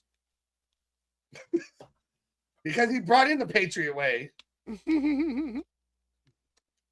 So that's the Patriot way. So it goes back to Brady, right? Getting all the calls because it's the Patriot way. Yeah. Tuck rule. And you can't hit a quarterback below the waist because of Tom Brady.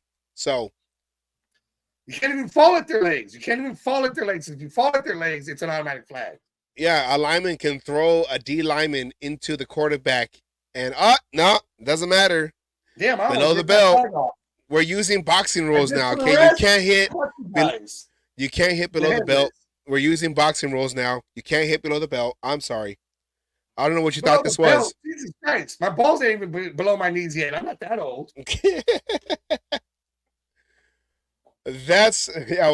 See, this is what we're hoping. We're hoping that AP gets this job because, you know, the Raider, and maybe I'm sounding, I don't know, but it's only a special type of coach can coach a Raider team. Whether it's culture, mystique, or whatever, you have to understand. It's like in the last couple years, the successful coaches, John Gruden wanted to come back to coach the Raiders. John Gruden had a love for the Raiders. They were overall, a decent team. Jack Del Rio grew up a Raider fan, got him to the playoffs for the first time since the Super Bowl year. Didn't do so well the year after, but got him there. And AP had this team almost there, almost to the playoffs, but he had them playing hard. The defense was shutting out or was lights out. So I mean they're talking about Harbaugh.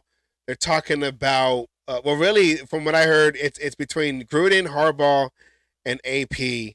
And I hope they keep AP because at least he can get the players going. He gets a good offensive coordinator to take over. Um,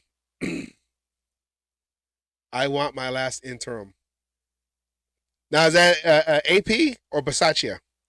Bisaccia wouldn't work coming back because it's not the same guys. McDaniels flushed all those guys out, try to replace them with Patriot players.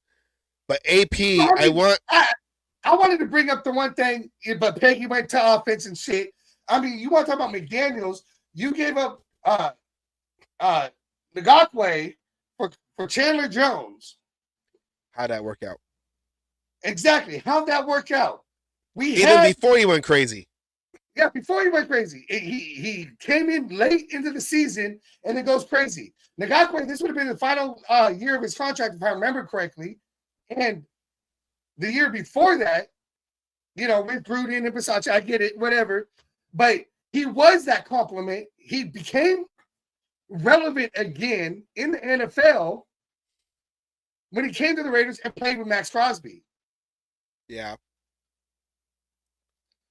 On both sides of the ball, McDaniels blew up the team.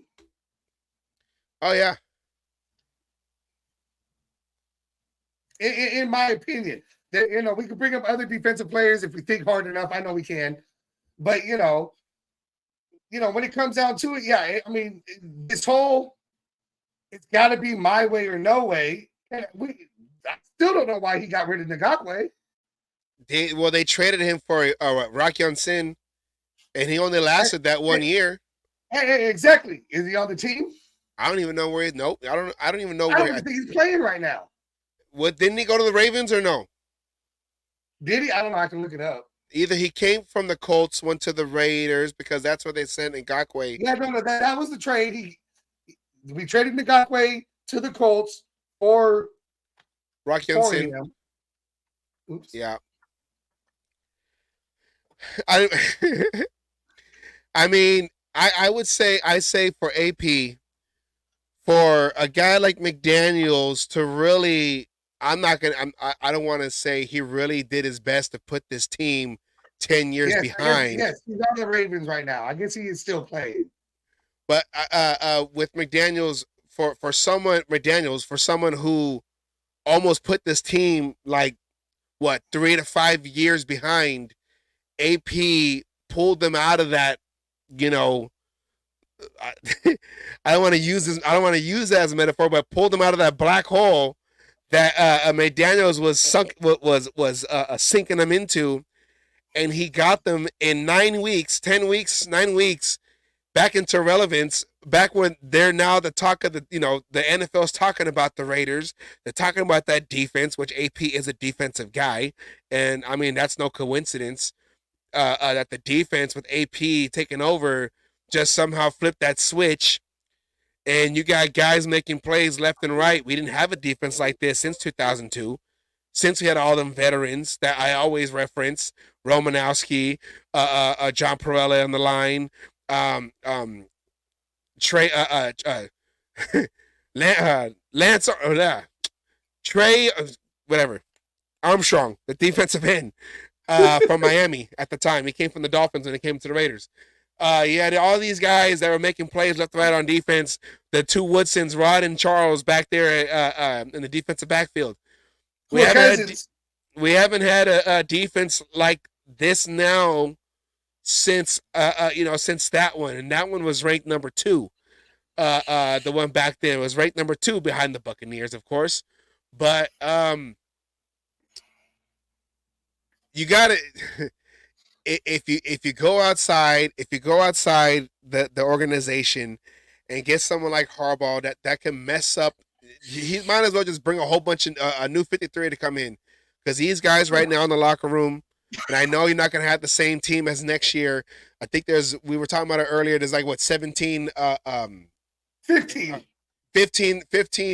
free agents that are, there are, or 15 guys on the end of their contracts who are going to become free agents at the end of this season. But might as well just get a whole new squad, because this team. You bring in Harbaugh, you bring in any other coach, and you set this team back a minimum. I'm gonna say a minimum of 2 years, but you're looking at least 3 to 4 years before they're relevant again. Yeah, it's a rebuild if you bring in another coach. You keep AP. Excuse me, sorry. You keep AP, and now you're just you got your continuity because of this year. What happened? You got some continuity going, and now it's not a complete rebuild. You got players who want to stay. We've heard rumors that there's players from other teams, coaches, who want to come play and coach with AP. You do something else, and how much of that do you lose? You bring in another coach. Let's say you bring in another coach. You think Crosby's going to stay after the end of his contract? No, he's tired of the turnover. Exactly. You're going to lose all these star players that we do have. And also going, it's to your point, Max Crosby, guys like Max Crosby, Devontae Adams, who probably feel like, hey, I'm a name in this organization. I'm a face in this organization. Especially Crosby. I go out there every play, no matter if my knee is at 20%, I put my blood, sweat, and tears into this on the field. And if I'm saying I want AP and you go elsewhere, that's showing that, okay, well, they don't respect my opinion. They must not respect me, even though I'm out there, putting myself before the team. I'm sorry, putting the team before myself. So you have to just give him a chance. If you was gonna make us sit, telling all us fans, Mark Davis, to smarten up because you want to give McDaniels, even though he's showing you that he can't do it. He's not a head coach, but you want us to sit and suffer through his 5-6 year contract because he has a plan. But you're not going to give AP because he was a linebackers coach 2 years ago. He came in as a linebackers coach last season. He's only a year and a half into his coaching career in the NFL. I mean, he got these players to play. McDaniels did not get these players to play because we talked about it earlier. It's because of AP this defense stepped up. Yes. He said we have to match Max Crosby's energy. I have to match. This is AP's words. I have to match Max Crosby's energy. Speaking of energy, go to w.gg to get your 10% discount with the code CageMatch. One word. If you want to max Crosby's energy, you get W. Okay, go ahead. Sorry. Well, no, I saw my window. Hey, perfect window too. But what I'm saying, he said that. What was it? In his first fucking interview? No, I'm sorry, his second interview as head coach. Yeah. Plain and simple. He said it. And what happened? All of a sudden, Malcolm Coots emerges. Yeah. Diablo emerges. Tyree Wilson. Tyree Wilson, he got moved, but still, he emerges. Jenkins emerges. Butler emerges. Amik Robertson. And You replace Marcus Peters with Jack Jones, who come in straight off the fucking street and became productive. Yeah. Does he do that for any other coach? He didn't do it for Belichick. Nope. Right? Belichick cut his ass because he's a cancer. I can't control him. But he's not controlling him. Yeah. Everyone wants to say, a player's coach is a pushover. I'm sorry. AP's a player's coach, and he sure the hell ain't no pushover. Yeah, and it's just like Madden. Madden was a linebackers coach, came in, became head coach for the Raiders, and even though Madden was players first, The players knew once you get in that field, you got to work and you got to work hard. They come on time, listen to what's being taught, and play like hell on Sundays. That was the three rules. Yeah. Well, okay, we'll even go this far. Max Crosby says he never wants to come off the field. But when AP pulled him and told him to sit his ass down, what did Max Crosby do? He went to the sideline and waited until he can come back out again. He sure the hell didn't pull no Josh Jacobs and say, no, I'm staying on the fucking field. Yeah. He came out, listened to his coach, and when he got his turn to go back in, he went back in. And in that Chargers game, he sat his ass down and said, I ain't never been in this situation before, but hey, my coach didn't want me in there, so I sat there and supported my team on the sideline. Yeah. He pulled them like Carr should have been pulled against the Colts in 2016. Yep. Should have. Goddamn Del Rio. Well, we hit the 2-hour mark. Yeah, we knew we were going to do that. We had Peggy on. Yeah. But hey, you learned, well, not you specifically, but in general, we learned a lot when Peggy comes on, hitting us with different topics. Offensive line, I mean, everything, games are won in the trenches. I surprised Peggy. I brought up a subject that she didn't even think about. I'm happy with that. I'm going to take my Captain Jack moment and say, yeah. Yeah. Because trust me, that's hard to do, and you don't get those too often. That was my Super Bowl right there. That's my Chiefs game right there. Well, this Friday we're going to talk about the Broncos, the last game of the season. AP said he's going to get this team ready. It doesn't matter if there's no playoff implications to this game. You still have one more game to play. You still get paid to play one more game. And he said these guys are still working hard and getting ready to go to we're home. Getting ready to finish out the season at home against the Broncos, divisional rival. Got to keep that streak going for 7 in a row. Just for you, Elway. Just for you, Elway, with your number 7 jersey. We're going to get that 7. Huh? We're doing it for Leroy. John Leroy up there. Hey, Elway, he is Mr. Bronco. They have the same face. Horse face. Him and Shanahan. They have the same teeth. They have the him same and Shanahan. Even. Oh yeah. No, Shannon Sharp and Shanahan and Elway, all with the horses' faces. Can't tell me nothing.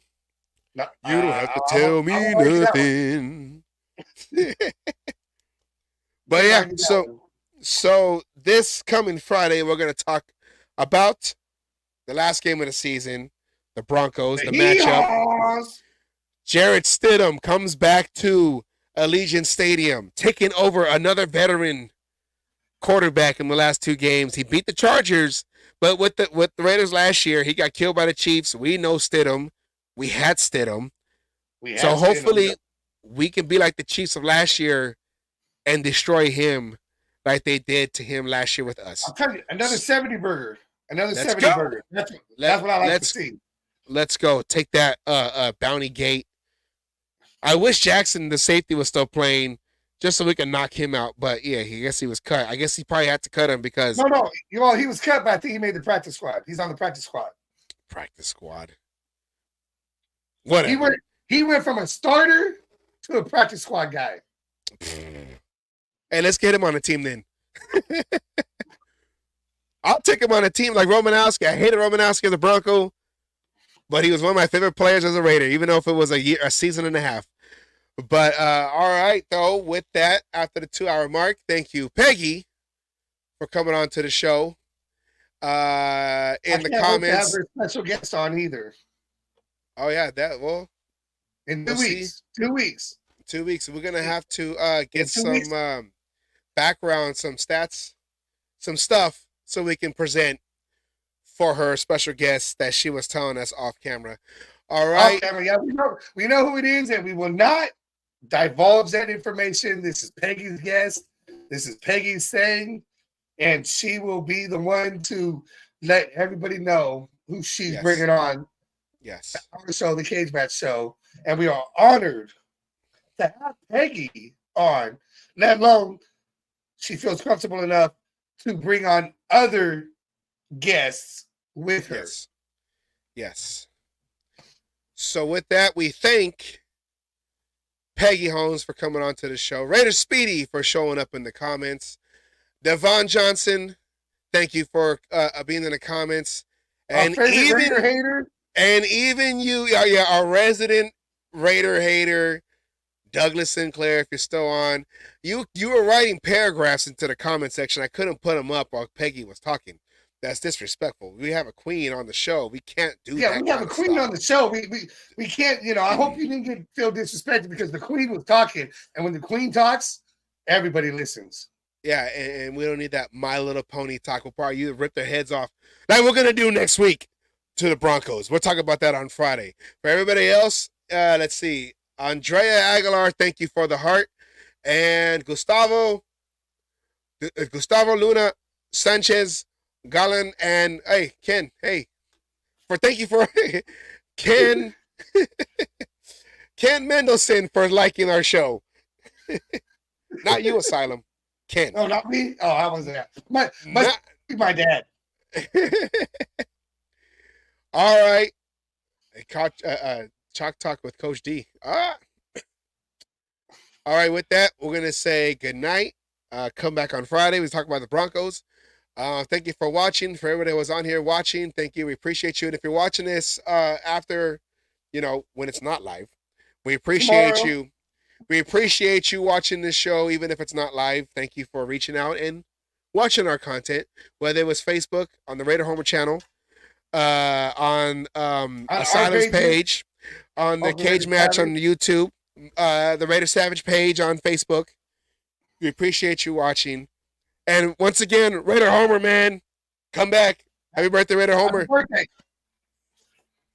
Much fun. Thank you very much, Devon. With that, we end like we always end with the word from Raider Milt, Coach Wallace. Rest in peace. One of the hardcore Raider fans. I wish he was still around because that dude can talk. He knows how to talk.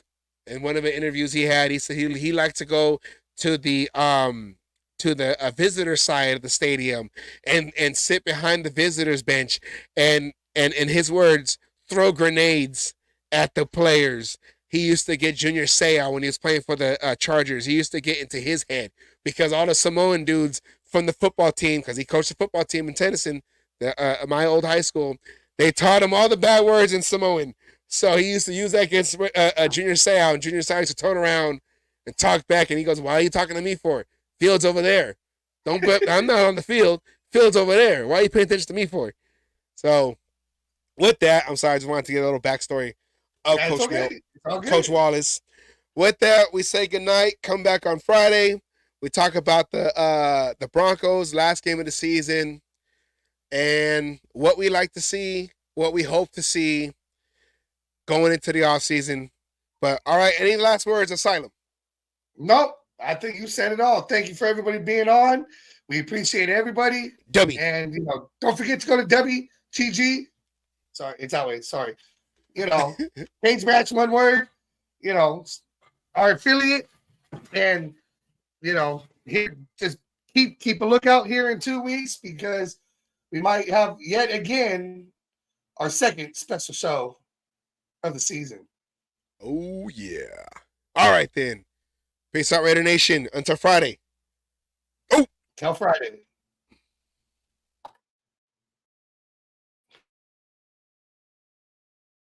All you other NFL teams, your tailgates are weak. Your teams are weak. We might be down right now, but it doesn't take away the history. And all you Raiders out there need to know your fucking history of who the fuck you playing for and where the fuck you're playing. Damn it. Oh, and by the way, I won my last cage fight again. I'm still undefeated. And you NFL motherfuckers out there that you think you want some, come on and get some anytime.